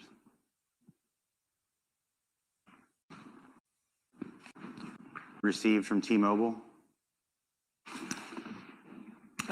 It's a note on interpreting timing advance records. Yes, I've seen it or read it.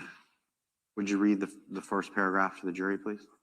Your response includes timing advance records. TA records are not call records. TA records are specialized historical location records. They are based on tower registrations and are not dependent on a voice call, text message, or data session. TA records are stored by market as defined by T-Mobile Engineering. TA records are retained for 0 to 90 days. Retention varies by market. Timing advance data may not be available in every market, portion of a market, or for every IMSI, which is an account-specific number for a user on their network. And even if call records are found, there may be times when no timing advance records. Hey, Cyber Chick Raiders. Hope you had a great morning with the Boston Cyber Chicken. Boston? Why I'm saying that. The Chicago Cyber Chicken. Are available. Please exercise caution in using these records for Oh, Cyber Chicken, I hate you now. Hey, Panda Bear. investigative or prosecutorial purposes. Oh, you're in Boston. Why would I want you in Chicago? Well, hi, Cyber Chicken. I had your sister in here earlier. She likes me a lot.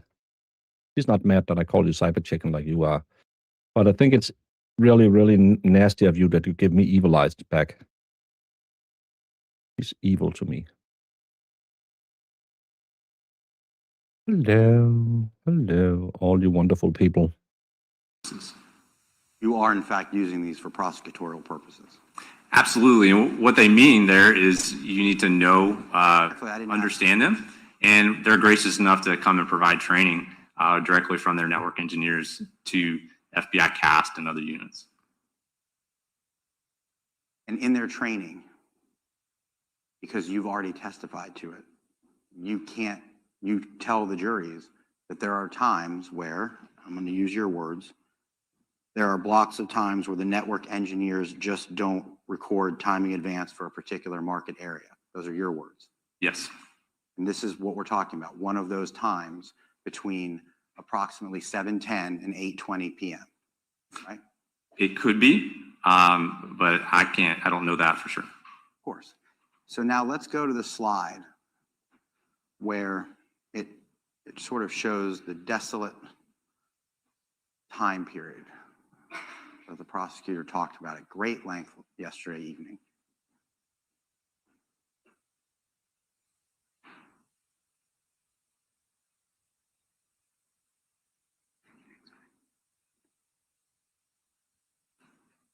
This is showing that there is activity, TA records around 209, 210.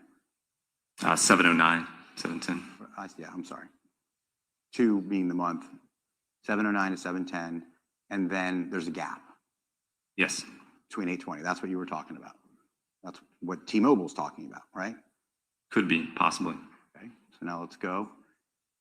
And this is it. This is the slide they showed you yesterday, where it just slide number 42, where it just shows like no pink. And it looks like nothing happened, right? This is a representative that there's no TA records during 7:11 to 8:19 p.m. That's the slide that you developed, correct? As well as the note shows there's no outgoing or incoming text messages during the timeframes noted. Again, you don't know if he's connected to his home Wi-Fi, correct? I don't know. And I didn't even see that. I'm And sorry. let's go down to the slide that shows a bunch of TA records on the night of the homicide.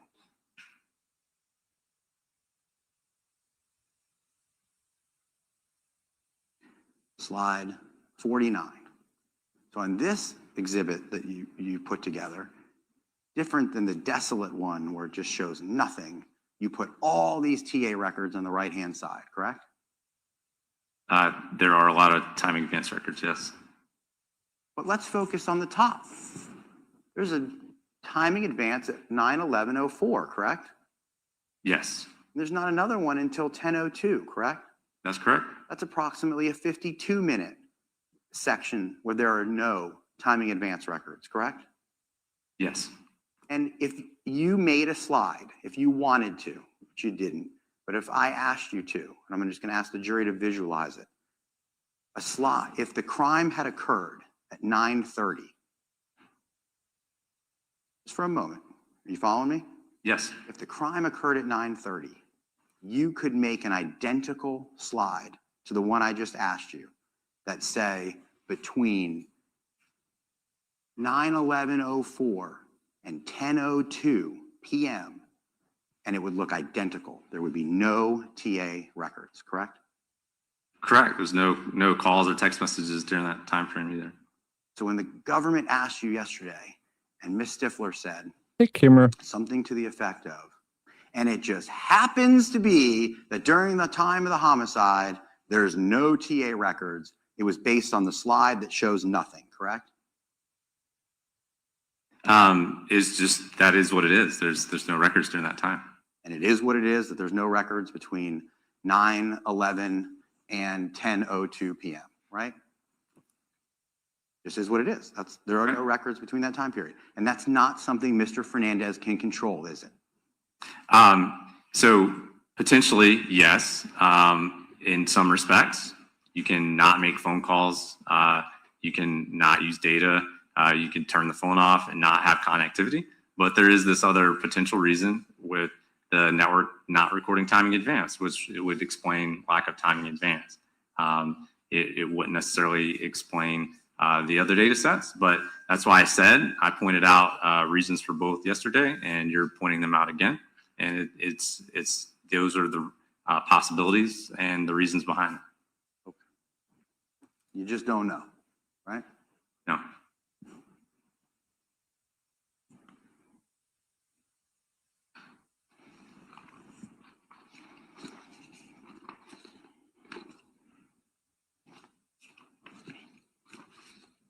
May I just have a moment, Your Honor? Yes.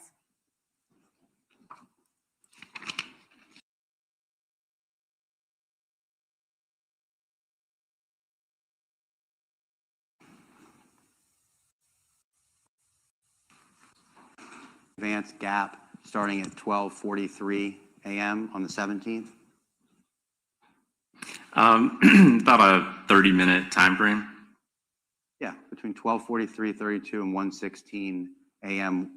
14, and I'm referring to the same slide, Your Honor, slide 49. That sort of gap or lack of timing advance for a short period of time, 30 minutes, let's say, could be the phone being somewhat idle. Text messages, voice calls, using data, cellular data can generate those, as well as signaling when the phone's moving. But while the phone's just sitting there idle, there may be a little bit less. Or I guess it could be argued that he turned his phone off and back on again, right? It's possible. Did you know law enforcement was there at approximately 12:36 that night? That's when they arrived? I don't know when they arrived. No. Okay. The jury heard and they'll make their determination, but I'm going to represent to you it was somewhere around 12:36 that they arrived to give the death notification to Ms. Gardner and Mr. Fernandez, okay? Okay. And they were there past the 12:43 hour. So again, if Detective Burrell has testified that Mr. Fernandez wasn't playing with his phone, he wasn't fumbling with his phone, it would be likely that Mr. Fernandez did not turn his phone off at that time, right? I wasn't there. I don't know if he had access to his phone, had it in his hand, in his pocket, or if it's sitting on the nightstand. I don't know.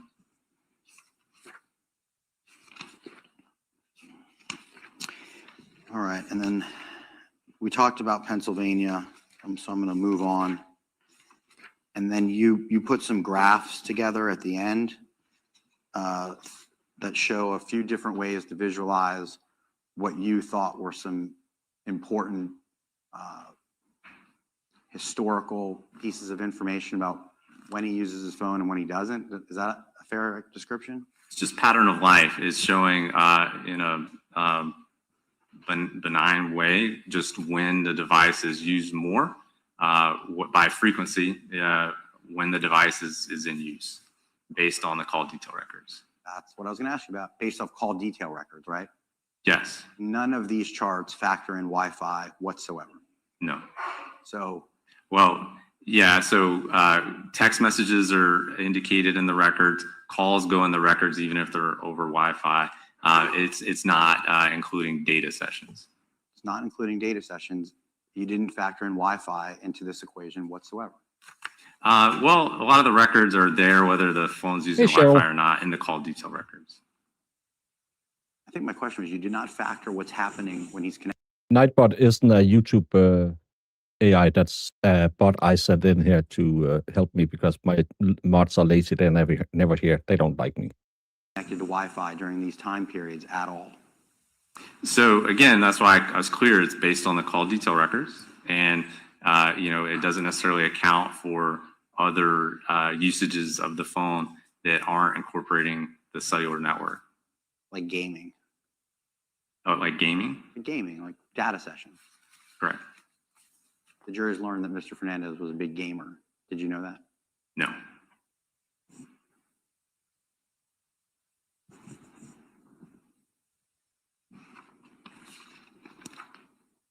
And I'm sorry, Your Honor, may I just have one more moment with my colleagues? Yes. Witness, Stifler, do you? but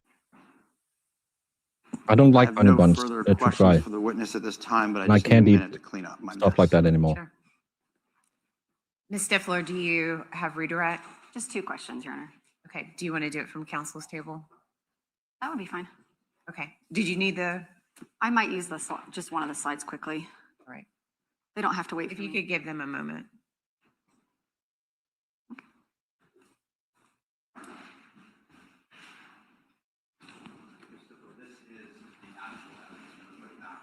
I'll just use the Elmo. Thank you. I won't.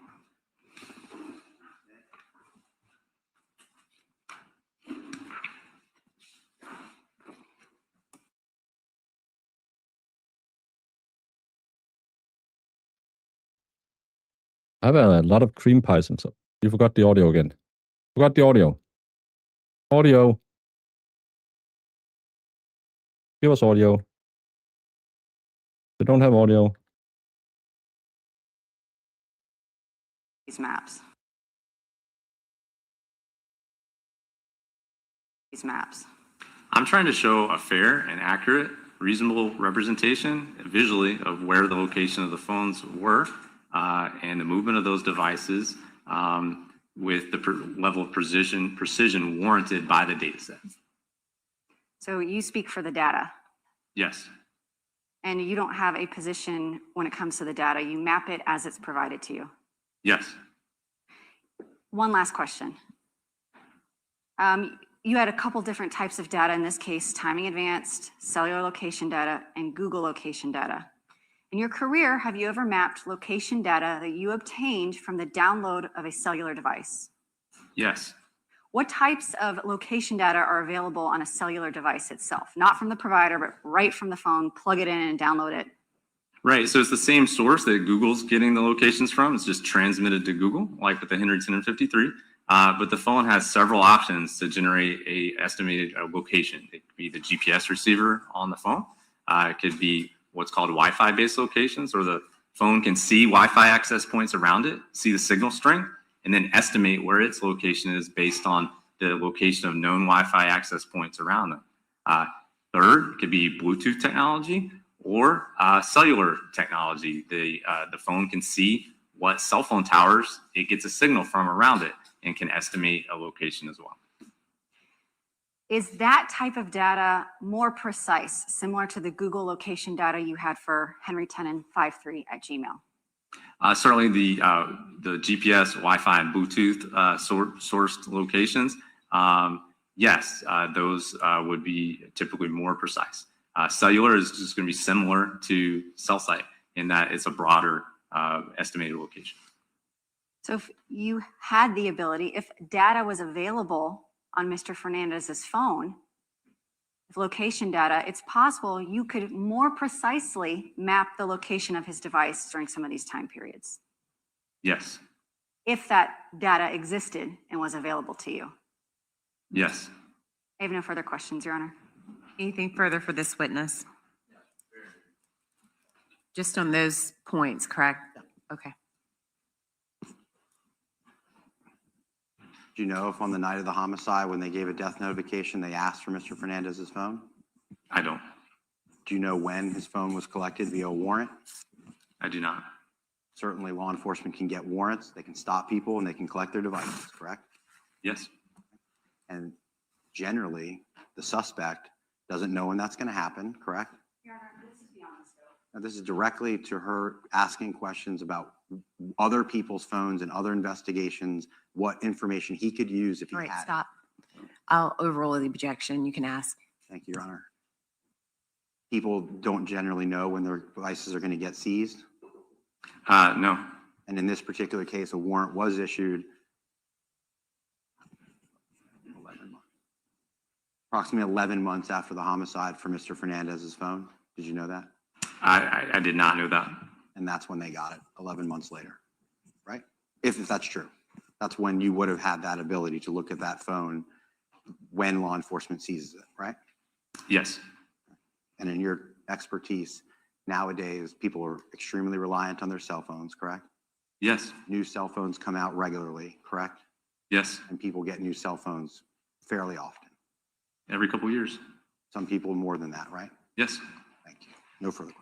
Anything further, Ms. Stifler? May the witness be excused or To be excused. subject to recall or no? Sure, we'll do him subject to recall just in case. Right. Agent, you understand what that means? Yes, ma'am. Okay, so you can step down now. Please stay in contact with the attorneys. Yes, ma'am. The next witness, is it a longer or shorter witness? Probably going to be about an hour. Okay. Members of the jury, we're going to take our mid-morning break. We'll give, the court will give you 15 minutes, so we'll return back at 10:50. Leave your notepads on your chair. Good morning, Ms. Butler. Could you please introduce yourself to our jurors? Good morning. My name is Lindsay Butler. And Ms. Butler, what is your occupation? I'm currently a physical security analyst for the North American Electric Reliability Corporation. And who was your previous employer? I was previously employed by the Bureau of Alcohol, Tobacco, Firearms, and Explosives, or the ATF. And could you speak up just a little bit? You're a little soft-spoken. I want to make sure we can hear you okay. Yes. How many years were you with the ATF? I was with the ATF for approximately 5 years. And what was your position there? I was an intelligence research specialist.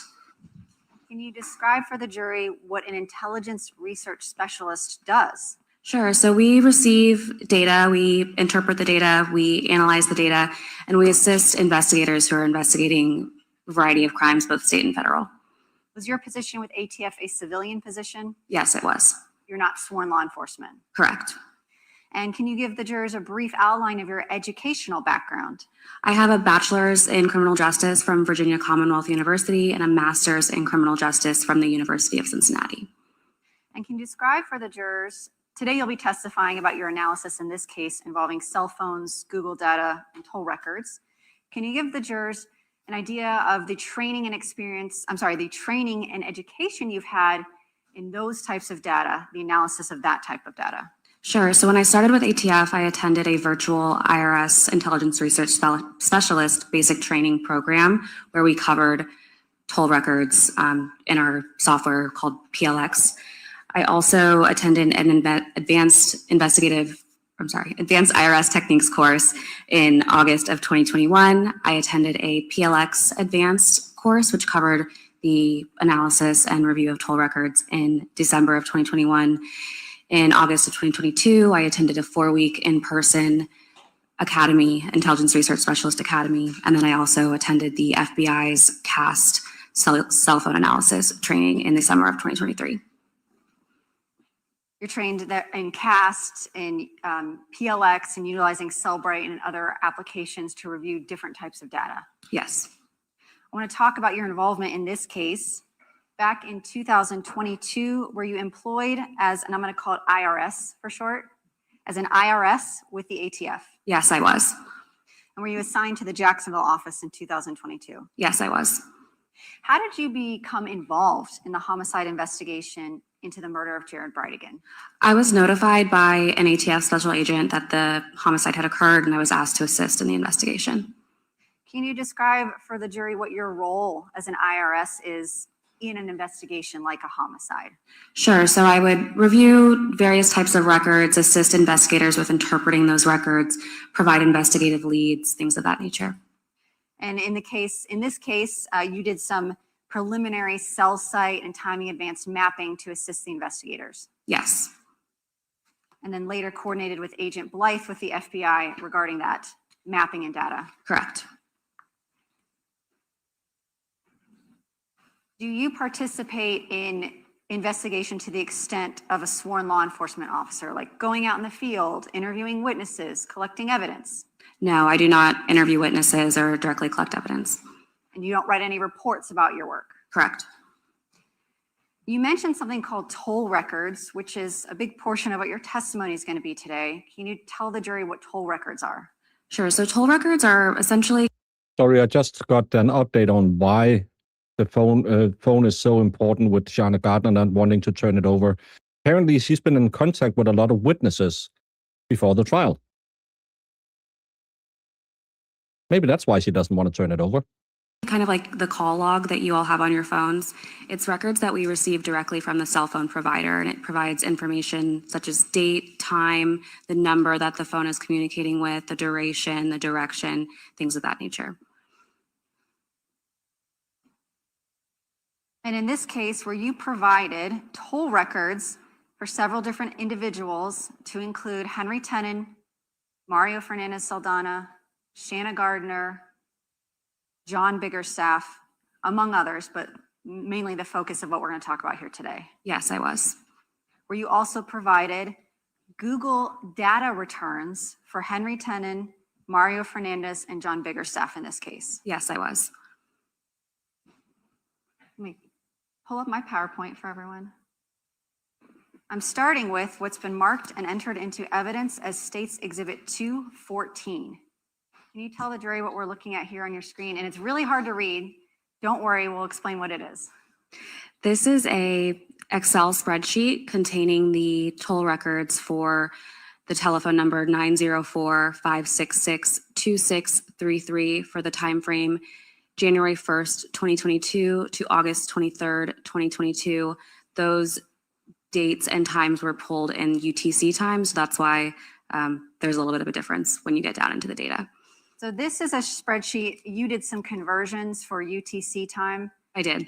And are these the same records or substantially the same records other than you've included highlighting and a UTC conversion as the toll records from Mario Fernandez received through T-Mobile, which is State's Exhibit 179? Yes. And the jury's going to have both, but for ease of interpreting them, they've heard briefly what UTC is, but could you give them a refresher? Sure. So UTC stands for Coordinated Universal Time, and it's the standard used to establish time zones across the world. So UTC is at UTC 0. In order to get to Eastern Standard Time in the winter months or Eastern Daylight Times in the summer months, you have to subtract hours from the UTC time. So when we need to get to Eastern Standard Time, we subtract 5 hours from the UTC time. When we need to get to Eastern Daylight Time, we subtract 4 hours from the UTC time. Looking at State's Exhibit 214, as an example to the jury, the first entry for January 1st, 2022, column A is going to be the date of the transaction, meaning some kind of communication on your cell phone, cellular device with this phone number. And this time here, can you explain the difference between columns B and C and what you've done to make this easier to interpret? Sure. So I took the date and time represented in columns A and B. I combined them together. Then I adjusted the date and time so it would reflect for January 1st Eastern Standard Time. So it's UTC minus 5 hours. So later, if the jury's looking at these records and they want to know the correct date and time for Jacksonville, Florida, our time zone, would they look in column C? Yes. So for example, on transaction line 2, we see 1/1/2022, 1/30/06, and in column C, we see 12/31/21, 20/30/06. What is the adjusted time for the correct time zone? We subtracted 5 hours. And we ended up with 20/30/06, which is going to be 8:30 p.m. Right, on December 31st. And those are in military time, so hopefully someone knows how to subtract 12 in that jury room. Call type, what is column E going to show us? The call type shows the type of communication represented in that row. So SMS would be an SMS message. There will be calls represented as well. MTC is a mobile terminating call. So that's a call that's coming into the device that we're looking at. MOC is a mobile originating call. That's a call that's going from the device that's we're looking at. And there's also RCS messages, which is rich content messages, which is kind of just more of a modern text service. So when we look in the column E, we see MOC and MTC are going to be calls, incoming and outgoing. SMSC and that rich messaging, I can find one. Here we go. RCS, IM chat. Are these just different ways to indicate a chat or text feature like you use when you're texting? Yes. And then there's also a column here, column D, for duration. For our calls, not text messages, there will be indicated in seconds the length of a phone connection. Yes.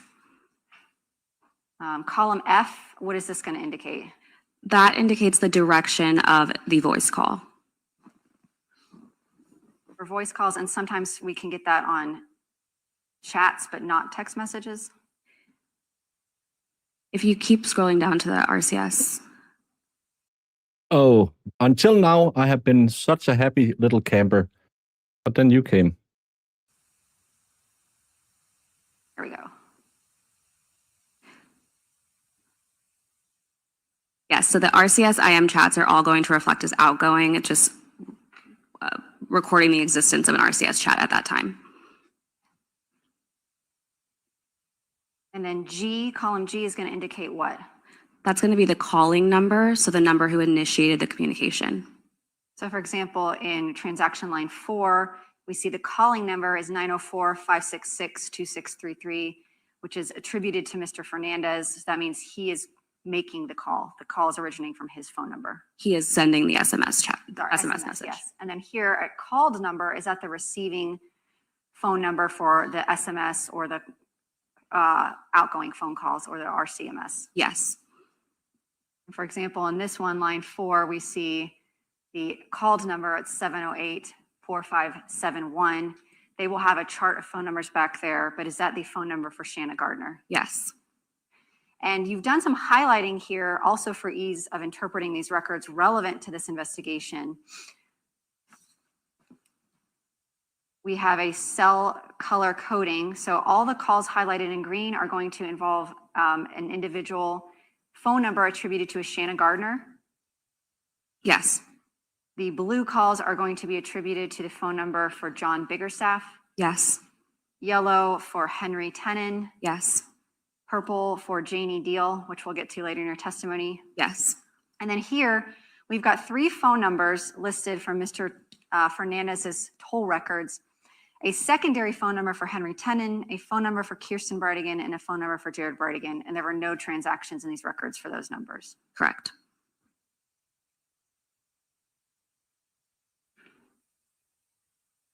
Okay, so I want to talk about some specific dates of interest within his toll records.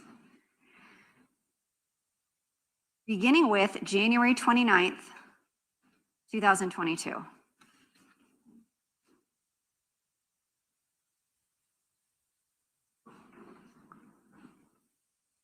And everyone's got to be a little bit patient with me trying to scroll through all these records.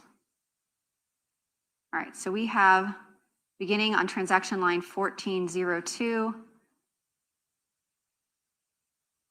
through transaction line 1451, all the tolls attributed. Well, actually, I'm going to do this the other way. We're going to look at the UTC conversion in column C. We've got 1453 as the last transaction on the 29th and 1407 as the first transaction on the 29th. Yes. I'm interested, one, these yellow highlights, what does that indicate about who these transactions are occurring with on January 29th, 2022? Those are communications with the phone number attributed to Henry Tenon. And the adjusted time on these in column C is, these appear to be SMS. Would that be text messages? Yes. The adjusted time appears to be 13:13:02, 13:13:13, 13:15:13, and 13:15:26. Yes. We can see here that these messages are, three of the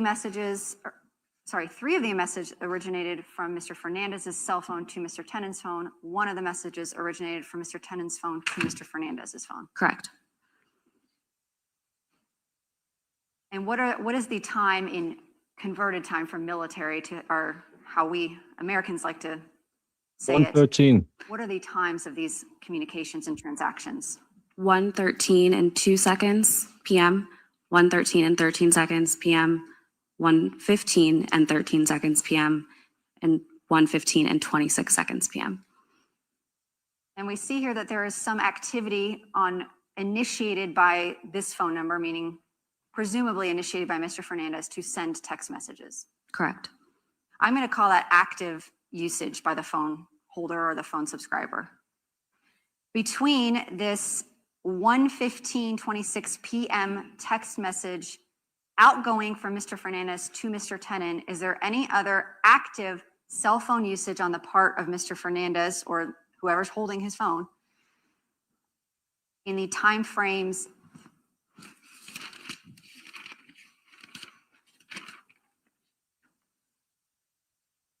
between 2 p.m. and 4 p.m.? No.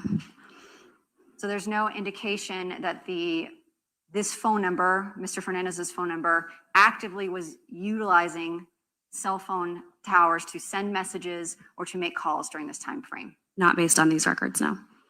And here we see at 15:43:16, 17:10:14, and 18:38:22 on lines 1444, 1445, and 1446.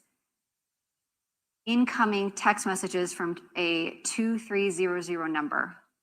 Based on your knowledge of toll records, as best you can, what does this show? Based on my understanding, this could mean a number of things. This could mean some sort of network routing that's being done through the device. It could mean a notification of some sort. It could be a short code received. There's a couple of different things that it could mean. Does it indicate any active use or activity by the cell phone belonging to Mario Fernandez to somebody else? Not based on my understanding, no. And then the next contact after these texts with Mr. Tenon and these unknown notifications, we have a text message coming into Mr. Fernandez's phone at 18:41 on the 29th, which would be 6:41 p.m. Yes. And who is that text message? No, hey, Penny, you didn't miss a lot. It's a lot of just text stream data, and still they cannot put them together. And now we're going over phone calls that shows that he had the same amount of contact with Tenon for 4 months. So again, I don't know what we're proving here. Even after the murder, they had the same amount. He started calling his buddy more, but he didn't start calling Tenon more. So it's a little bit dry. From Ms. Gardner. So on the 29th, just to recap, there is no active cellular usage by this phone number during the time frame between 2 p.m. Well, actually, the last active we have would be what? 1:15 p.m. And then the next outgoing text from Mr. Fernandez is going to be 6:55 p.m. That's correct. I want to move ahead to February 16th of 2022. And by the way, here, as I'm scrolling, did you notate every single transaction that you observed between Mario Fernandez and the phone numbers ending in 7612 belonging to Henry Tenen in yellow? Yes, I did. As we scroll through, we'll see, and I'll get to that in a minute, but did you observe transaction and communication activity between Mario Fernandez and Henry Tenen in January, February, March, and April of 2022? Yes, I did.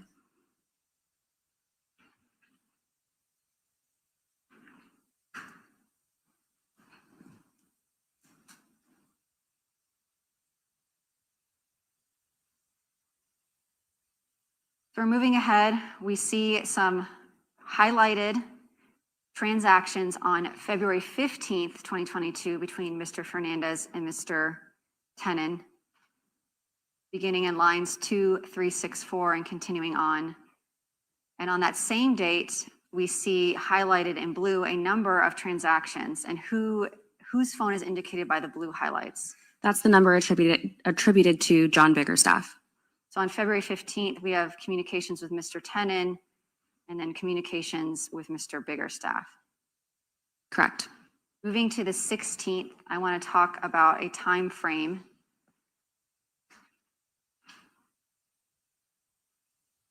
So beginning with our corrected from UTC to Eastern Standard Time in column C, the first transaction for 2/16/22 here on 2419. And we'll go through this date. Can you give me the times of the communications here in blue on February 16th with Mr. Biggerstaff? Sure. 3:43 p.m., 3:43 p.m., 3:46 p.m., 4:23 p.m., 4:23 p.m., 4:23 p.m., 4:23 p.m., 4:26 p.m., and 10:46 p.m.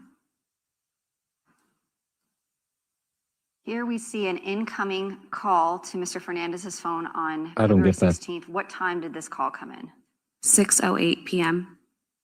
And then we have an SMSC originating from that 2300 unknown notification. What time did that notification come in? 6:29 p.m. And lastly, we see an incoming phone call. And what time did that come in? 7:09 p.m.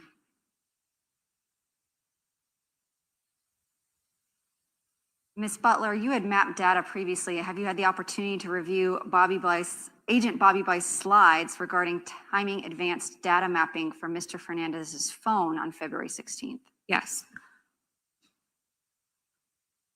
And we have here on States Exhibit 182, slide 41. Have you seen this slide previously? I have. And it shows here a timing advanced transaction at 7:09:53 p.m. And does that generally correspond with the last cellular activity on his phone during this time frame here in line 2441? Yes. Is there any cellular transactions between 7:09 and actually I'll just ask you this. When is the next cellular transaction in the records after that 7:09 p.m. on February 16th? 10:46 p.m. Are there any cellular activities between those two timeframes in these records? No. And you've reviewed Agent Blythe's slide that also indicates there are no timing advance records for an overlapping portion of time to the toll records that you reviewed. Correct.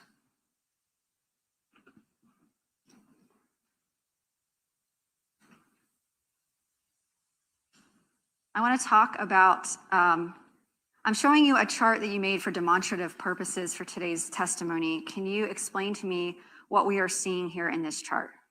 This is a chart of the number of communications between the phone number attributed to Mr. Fernandez and the phone number attributed to Mr. Tenen between January 1st, 2022 to August 23rd, 2022. And this reflects the adjusted time zone from UTC. And when you are including communications, what are you including in this tally as to the total amounts? I'm including any record that was present in the toll records that were returned from the cell phone provider. That include incoming calls, outgoing calls, and text messages or chats. Yes. We see here in January of 2022, there were 26 communications between Mr. Tenen and Mr. Fernandez, or at least those phone numbers associated with them? Yes. In February, how many communications were there between the two of them? 37, In March, 32, in April, 21, in May, 9, in June, 5, in July, 2, in August? 0. Wasn't he arrested in August, or was that the year later? But again, they're planning the murder, and that takes only 11 more communications. And then it drops down 5, 9, 12, 4, and he's also evicted from his apartment in his house around this time. Could it be he's trying to get him to earn the money so he can pay him and all that stuff? And then it falls off because he just moved on. And what does this prove? It's not a substantial amount of new communication. These 4 months are almost similar. I'm showing you, as for demonstrative purposes, Mario Fernandez Saldana's communications with John Biggerstaff for the same time frame. And similar to the last one, did you include all incoming, outgoing calls, text messages, and chats? Yes. And here, how many communications between Mr. Fernandez's number and A's Mr. in there. Biggerstaff's number were there in January of 2022? 27, February, 70, March, 0, April, 42, May, 55, June, 84, July, 91, and August. 45. And your toll records for Mr. Fernandez only go through August of 2022? For this exhibit, yes. Tell us what we need to see here. So he's tripling his communications between that, and then they just fall off. That seems weird that there's absolutely no communication. Did he change his phone or something? And then they're back to more than that level. Are they killing someone again in... Are they trying to imply that Biggerstaff was the one driving the car or something? Because did they kill someone else back in June or July? What's going on? I don't understand what they're trying to prove. I want to ask about one more date in these Money. records. Actually, 2 more dates.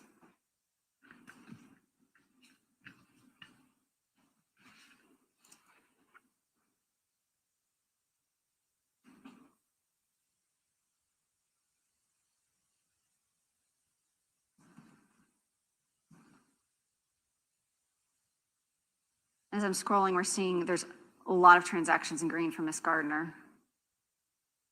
I want to ask about these transactions here for March 10th of 2022. Highlighted in yellow, beginning on line 4185 through lines 4192. These are transactions with Mr. Tenon, and can you go through them, just these few highlighted ones, line from line, and say what time they were and what type of communication, and from whom to whom? Sure. The first one was all on March 10th at 3:16 p.m., a text message from Mr. Tenon to Mr. Fernandez. The second was at 3:17 p.m., a text message from Mr. Tenon to Mr. Fernandez. The third was at 3:28 p.m., a text message from Mr. Fernandez to Mr. Tenon. The next one was at 3:36 p.m., a voice call from Mr. Fernandez to Mr. Tenon. At 3:48 p.m., another voice call from Mr. Fernandez to Mr. Tenon.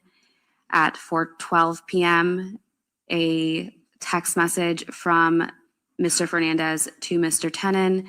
And then finally at 4:36 p.m., an incoming voice call from Mr. Tenon to Mr. Fernandez.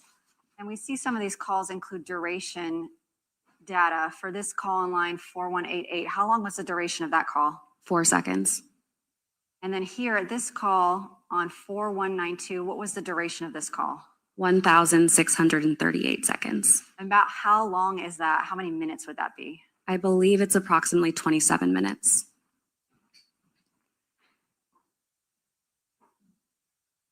And I ask about that date specifically because as part of your investigation, did you pull those records and provide them to detectives based on a specific date being of interest to you all? Yes, I did.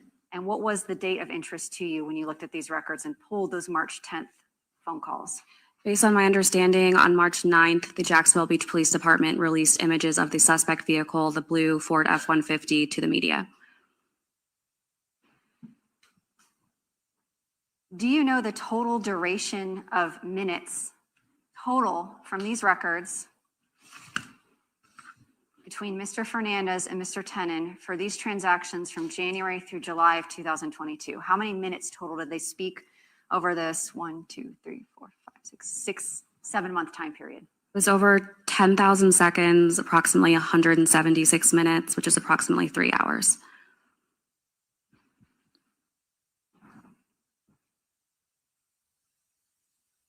And then here with Mr. Biggerstaff, on Mr. Fernandez's phone, the tolls indicate that they were in communication in January, February, and April of 2022. Correct. All right, I'm going to move on to Mr. Fernandez's Google return. And I'm going to, this is going to be State's Exhibit 185. Did you receive a return from Google for Mr. Fernandez's Google account linked to his Gmail address? Yes. Can you describe for the jury what a Google return is? Is it like a cloud? Sure. It's could be considered equivalent to the iCloud for Apple devices, but it contains a ton of records, quite frankly, for the Google account. So it'll have search history, YouTube history. Sometimes it has location data, email content, messages, photos, just everything having to do with that account. I want to talk about some exhibits that you thought were of interest that you pulled for investigation purposes in this case. Beginning with, when you receive a Google return, is this how it looks to you when you're viewing it through your Axiom program? Yes. And we see here evidence sources 2, and there is one return here and one return there. Can you explain to the jury what this screen indicates? Sure. So the return on the left was the first return received, and it covered the time period from January 1st, 2022 to April 15th, 2022. The return on the right is the second Google return that was received, and that covers the time period from November 1st, 2021 to March 27th, 2023. You remember when investigators, first of all, do you have to obtain these by a search warrant? Yes. Do you remember when these returns were returned from Google? I don't know the exact date, but it would have been after the end date listed in the return. Was there a time gap between law enforcement's receipt of the return number 1 to return number 2? Yes. I'm starting with the first. What am I missing? What is this about? I'm totally lost. What are we talking about?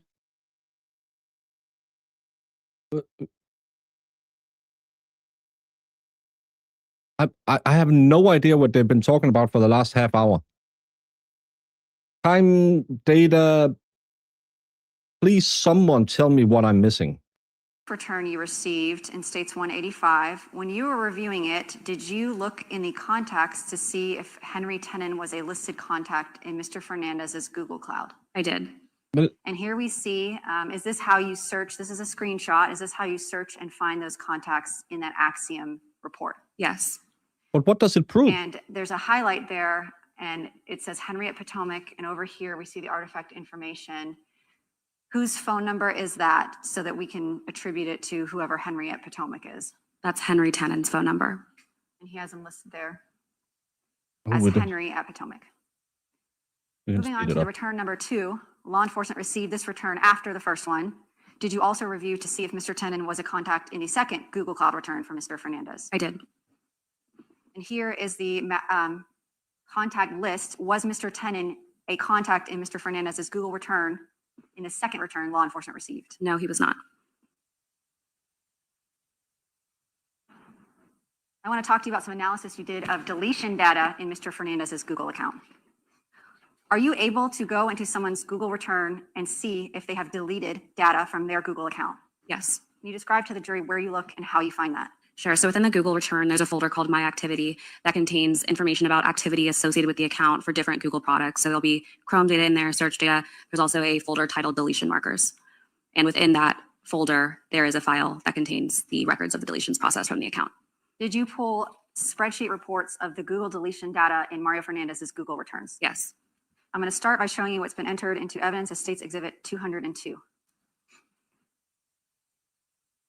And this looks like Greek to me, but can you explain to us what this shows? So this primary file, based on my understanding, contains information about bulk deletions of data or mass deletions of data. So this would be if a user requests the entirety of their search history to be deleted, the entirety of their YouTube history to be deleted. Google refers to them as corpus deletions. And these specific exhibits, did you pull Google deletion for a specific time frame?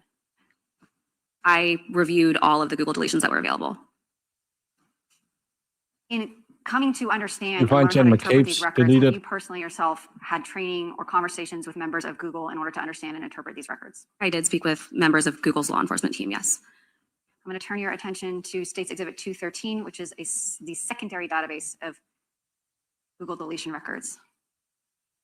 Can you explain to the jury what is contained in, based on your experience and your conversations with the Google law enforcement team, what's contained in this database? So column A is going to be the date and time in UTC. That's what that Z means, that the deletion was processed from the account. The column B has the original event timestamp, so the date and time of the original record that's being deleted. And column C has the product associated with the deletion in that row.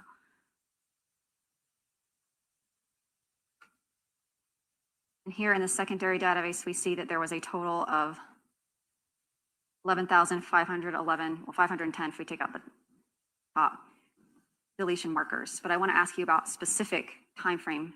Did you look at deletion markers for a specific time frame in this case? I mapped all of the deletions, and when I did that, it allowed me to focus in on a more specific time frame. Was there a statistical, I won't say outlier, but something of statistical significance to you when you mapped the deletion of the Google records? Yes. And have you prepared a chart showing that deletion rate over time? Yes. And does that chart fairly and accurately show the data when it's mapped out in terms of the volume? Yes. I'm showing you what's been entered into evidence as State's Exhibit 215.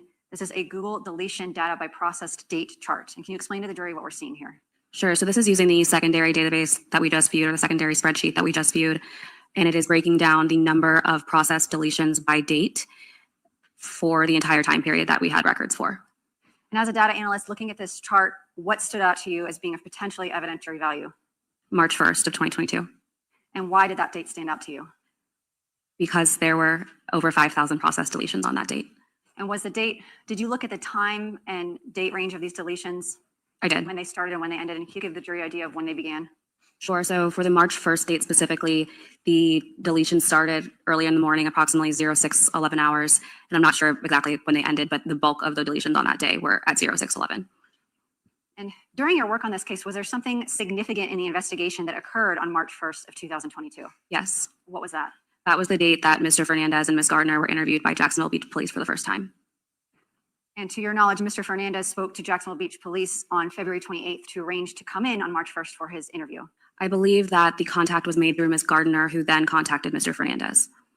And are these deletions prior to when he would have arrived at the Jacksonville Beach Police Department for his interview? Yes.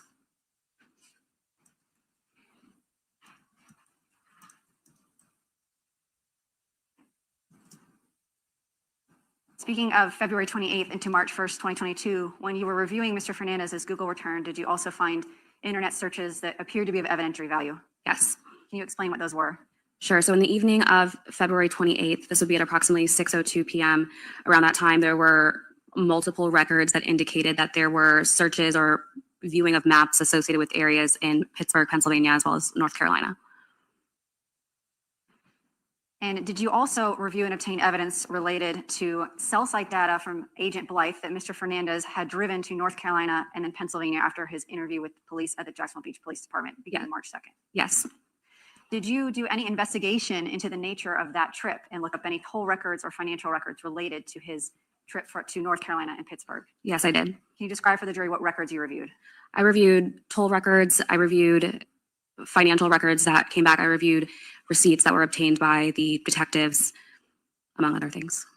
And what stood out to you from your review of those records as being potentially of evidentiary value? In North Carolina, it appeared that Mr. Fernandez visited a Walmart and purchased what could be described as toiletry items.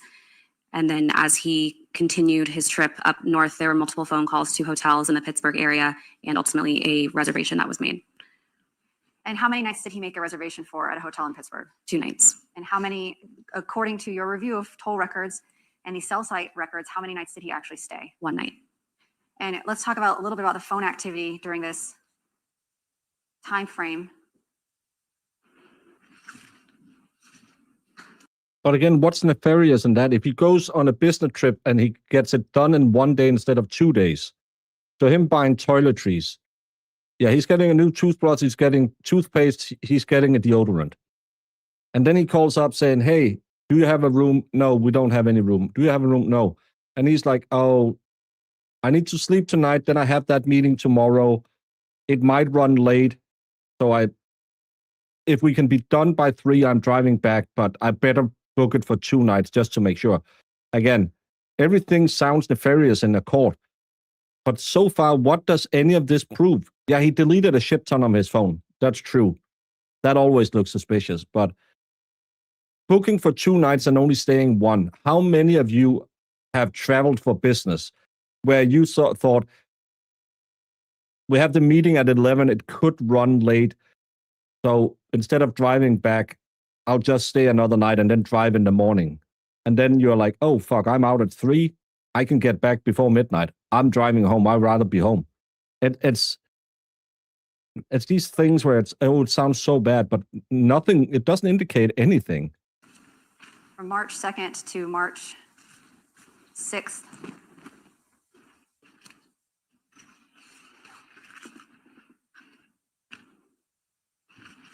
Particularly on that March 6th, that day that he came back, was he communicating with anybody of significance in the investigation? He had multiple communications with Ms. Gardner. Was there anyone else's phone number that stood out to you as being potentially of interest to you in reviewing his toll records during that trip? Mr. Fernandez communicated with Ms. Gardner's father, Sterling Gardner, as well as Ms. Gardner's sister.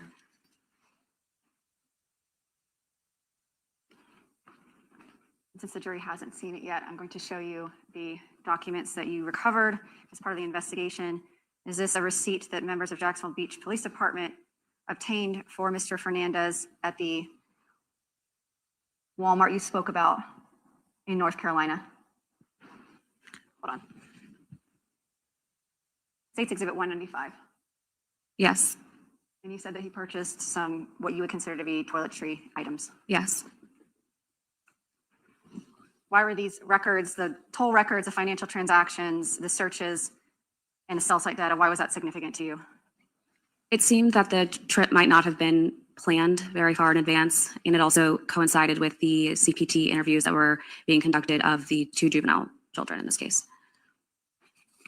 I want to talk to you next about the Google return you received for John Biggerstaff.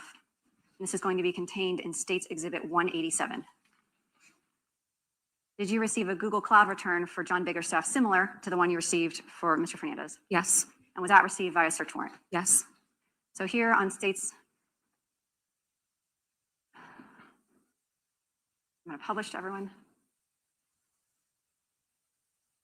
Here on State's Exhibit 187, we see a extraction report for a Google return, and this shows user accounts. Can you explain to the jury what user accounts are? So these are accounts that are associated with the Google account that the search warrant was obtained for. And we see here we have biggerstaffjohn904@gmail.com and a user ID for a Google account.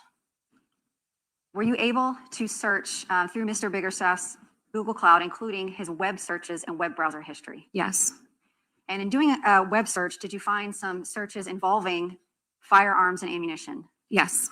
Before we get to that, was the date of those searches significant to you based on cellular data that you had mapped and that later Agent Blythe had mapped? Yes. And what date are we talking about? January 25th of 2022. And what had the cellular data shown about January 25th, 2022? It showed that Mr. Fernandez's device was in the area of Mr. Biggerstaff's residence from approximately 1500 to 1630 hours, so approximately 3 p.m. to 4:30 p.m. And when you were going through Mr. Biggerstaff's search history for that date, January 25th, 2022, what type of searches did you find? I found searches for 10 millimeter, the search says 10 millimeter Glock pistol, and that was at 8:15 p.m. on January 25th. And these are not converted out of UTC the way that Google has them here. So it's when it says UTC, does that mean the jury needs to subtract 4 hours? Subtract 5 hours. 5 hours. So we're still in Eastern Standard Time. Yes. Subtract 5 hours. So explain to the jury, is this how the data appears to you when you look at the Google records? It is. We have on our slide here 3 searches. The first one, Glock 20 Gen 4. Second is 10 millimeter Glock pistol, and third is 10 millimeter Glock pistol. And then the next slide, we see in the same time frame a Chrome search. And what does this indicate?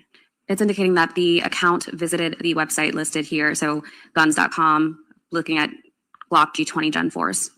And are you able in the return to actually see a screenshot of the page that was visited, captured at the time that it was visited? Yes. And so moving through the slides we have here, is this what Mr. Biggerstaff would have visited at guns.com when he clicked on those Chrome searches? I cannot say that this is exactly what he would have seen, but this is what pulls up when you click that link. And we see a couple photographs of Glock Gen 20, G20 Gen 4 10 millimeter pistols.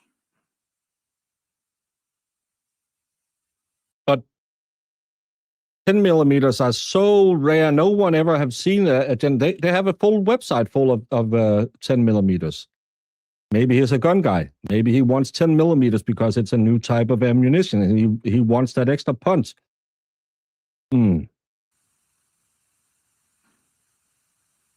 What else did Mr.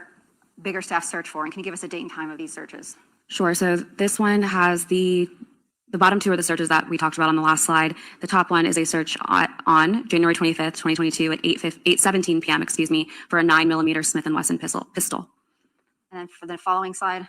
These are searches for 10 millimeter pistols. And then on this slide, can you give us a date and time on what he was searching? Sure. So this would be January 24th at 9:03 p.m. for pin on hidden gun case. The middle one says that he visited, or the account visited Willa Hyde, introduces all no hidden storage furniture line, and then additional searches at the top for pin on hidden gun case.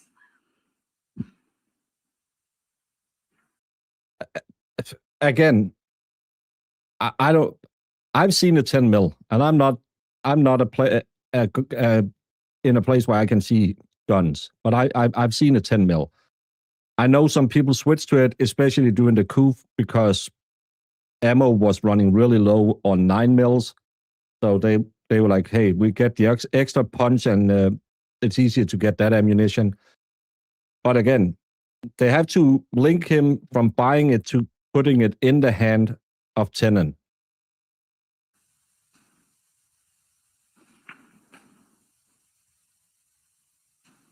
Okay, the last date I want to ask you about of being of some significance is August 18th, 2022. Was that a significant date in the investigation? Yes. And why was that a significant date?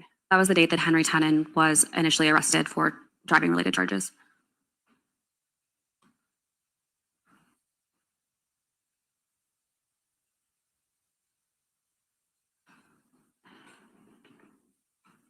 And starting August 18th on line 19722, this is at 7:57 a.m.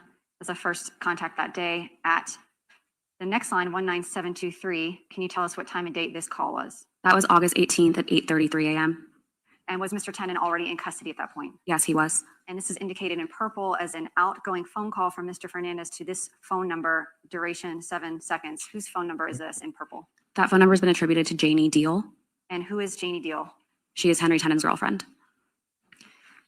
Was this the last and only phone call to Ms. Deal and Mr. Tenon's toll records for this time period from January 1st to August 23rd, 2022? Yes, it was.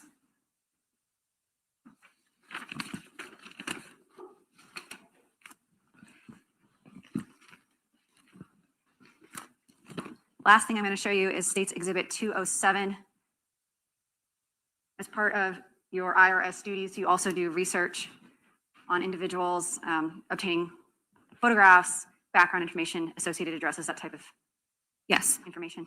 And did you find a photograph of Mr. Fernandez and Ms. Gardner that was taken after the death of Jared Bridegan? Yes. Is this the photograph here in States 207? Yes. Where did you obtain that photograph? I obtained this photograph from a blog, SoShelly.com. And who is Shelley? Shelley Gardner is Shanna Gardner's mother. And do you remember approximately what? Oh, look, we have the Daily Troll. Hey, how are you doing? Yeah, 33, actually 35. Thank you for boosting the numbers. But have a great day. I had 400 earlier today. You didn't stop by then, but we missed you. Now go and give Randall a nice little hand job and be a good little bitch boy. See you later. Date this photograph was posted. Let me check my notes. I believe this was posted in March of 2022. Thank you, Ms. Butler. I have no further questions, Your Honor.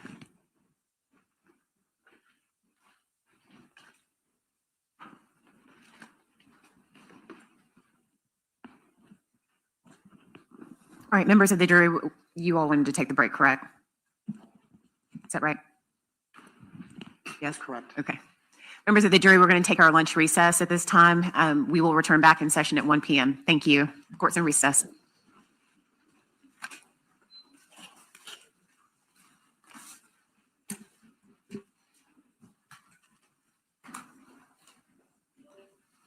Are we getting the hearing that we're supposed to get at 12:30?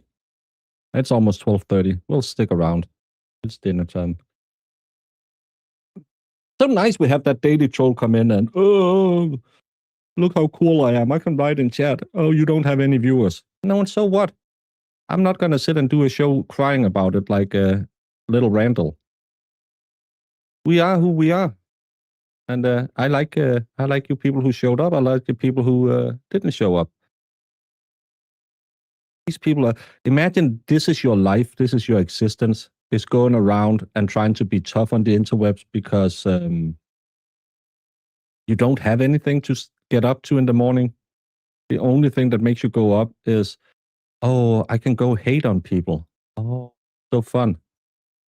Imagine that's your life. I would be so sad if that was everything I did in the morning. But Baker, you talk shit about the Beta Boys last night. Yeah. Because they made a 2-hour show where I was 50% of the content. I don't give a shit. I'm going to be on FNL tonight. I'm not going to sit and talk about these assholes. And I don't go into their chats and say, That's, oh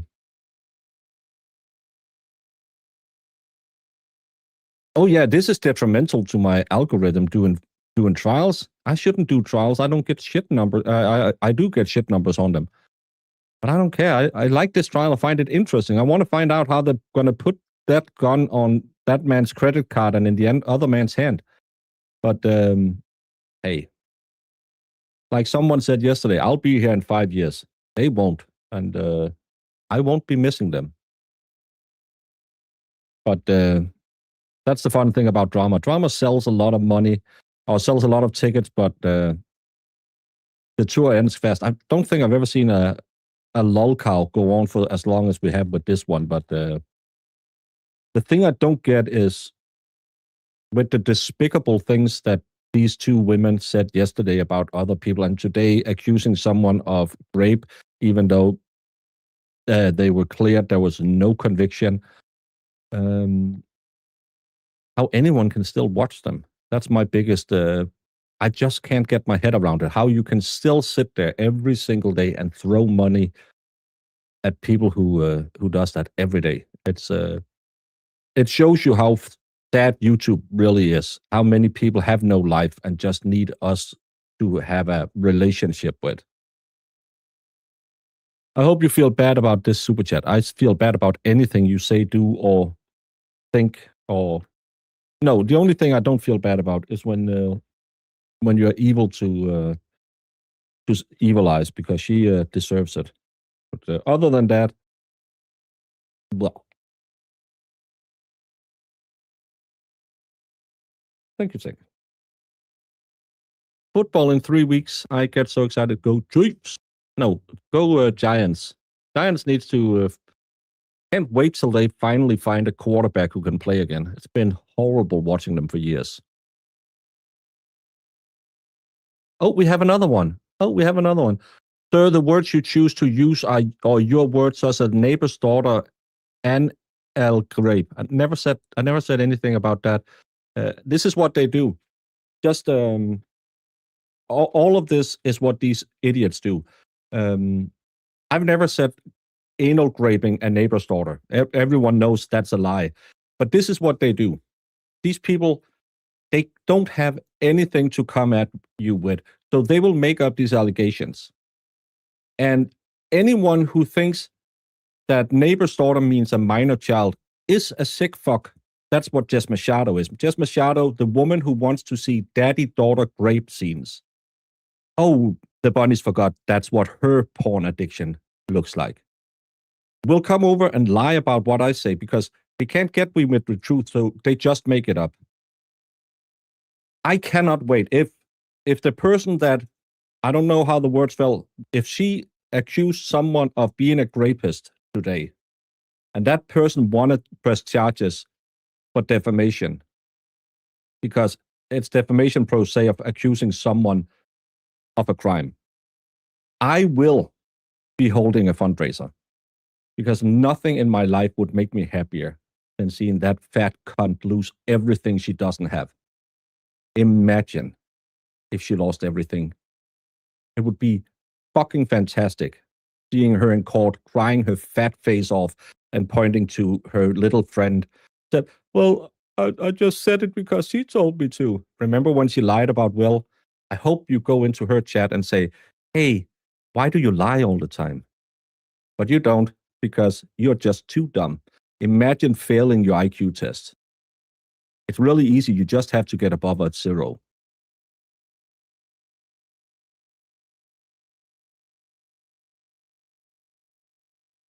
Yeah, and it's getting more and more clear every day that these people are deranged. And there's still 700 people who sits there every single day and believes every word she says. And they'll go around, they'll attack me, they'll attack Danny, they'll attack Will, they'll attack Turtle Boy, they'll attack everyone.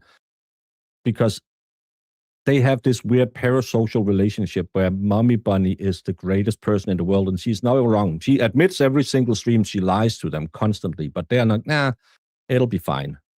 Imagine, I think we have fun over here, and some of you might be a little, sometimes I have to back off a little bit because you might think we're a little too close to each other, and that happens with parasocial relationships.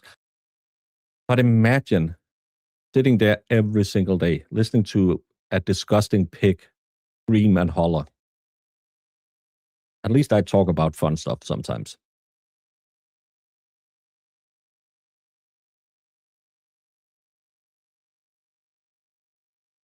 Yep, couldn't have said it better myself.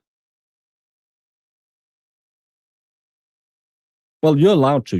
You're allowed to because you're mean to Evil Eyes.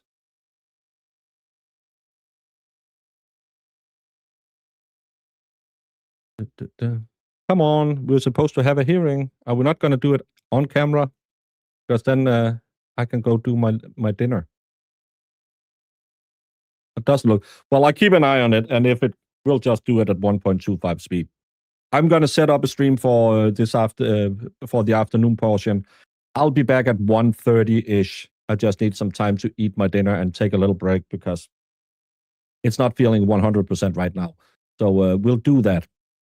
Go get some lunch, all of you wonderful people. And if you have time for it, stop by in about an hour. I'll be back, and we'll find out if we get that hearing on camera. We will catch it. There will be enough time to do it. So, yeah, always follow everything I say, because I say a lot of dumb stuff all the time. But you people, you're the smart ones, because you like to come in here and laugh at me because I'm so dumb. Come back in about an hour, and we'll notify everywhere where we normally notify that we're back. Love y'all.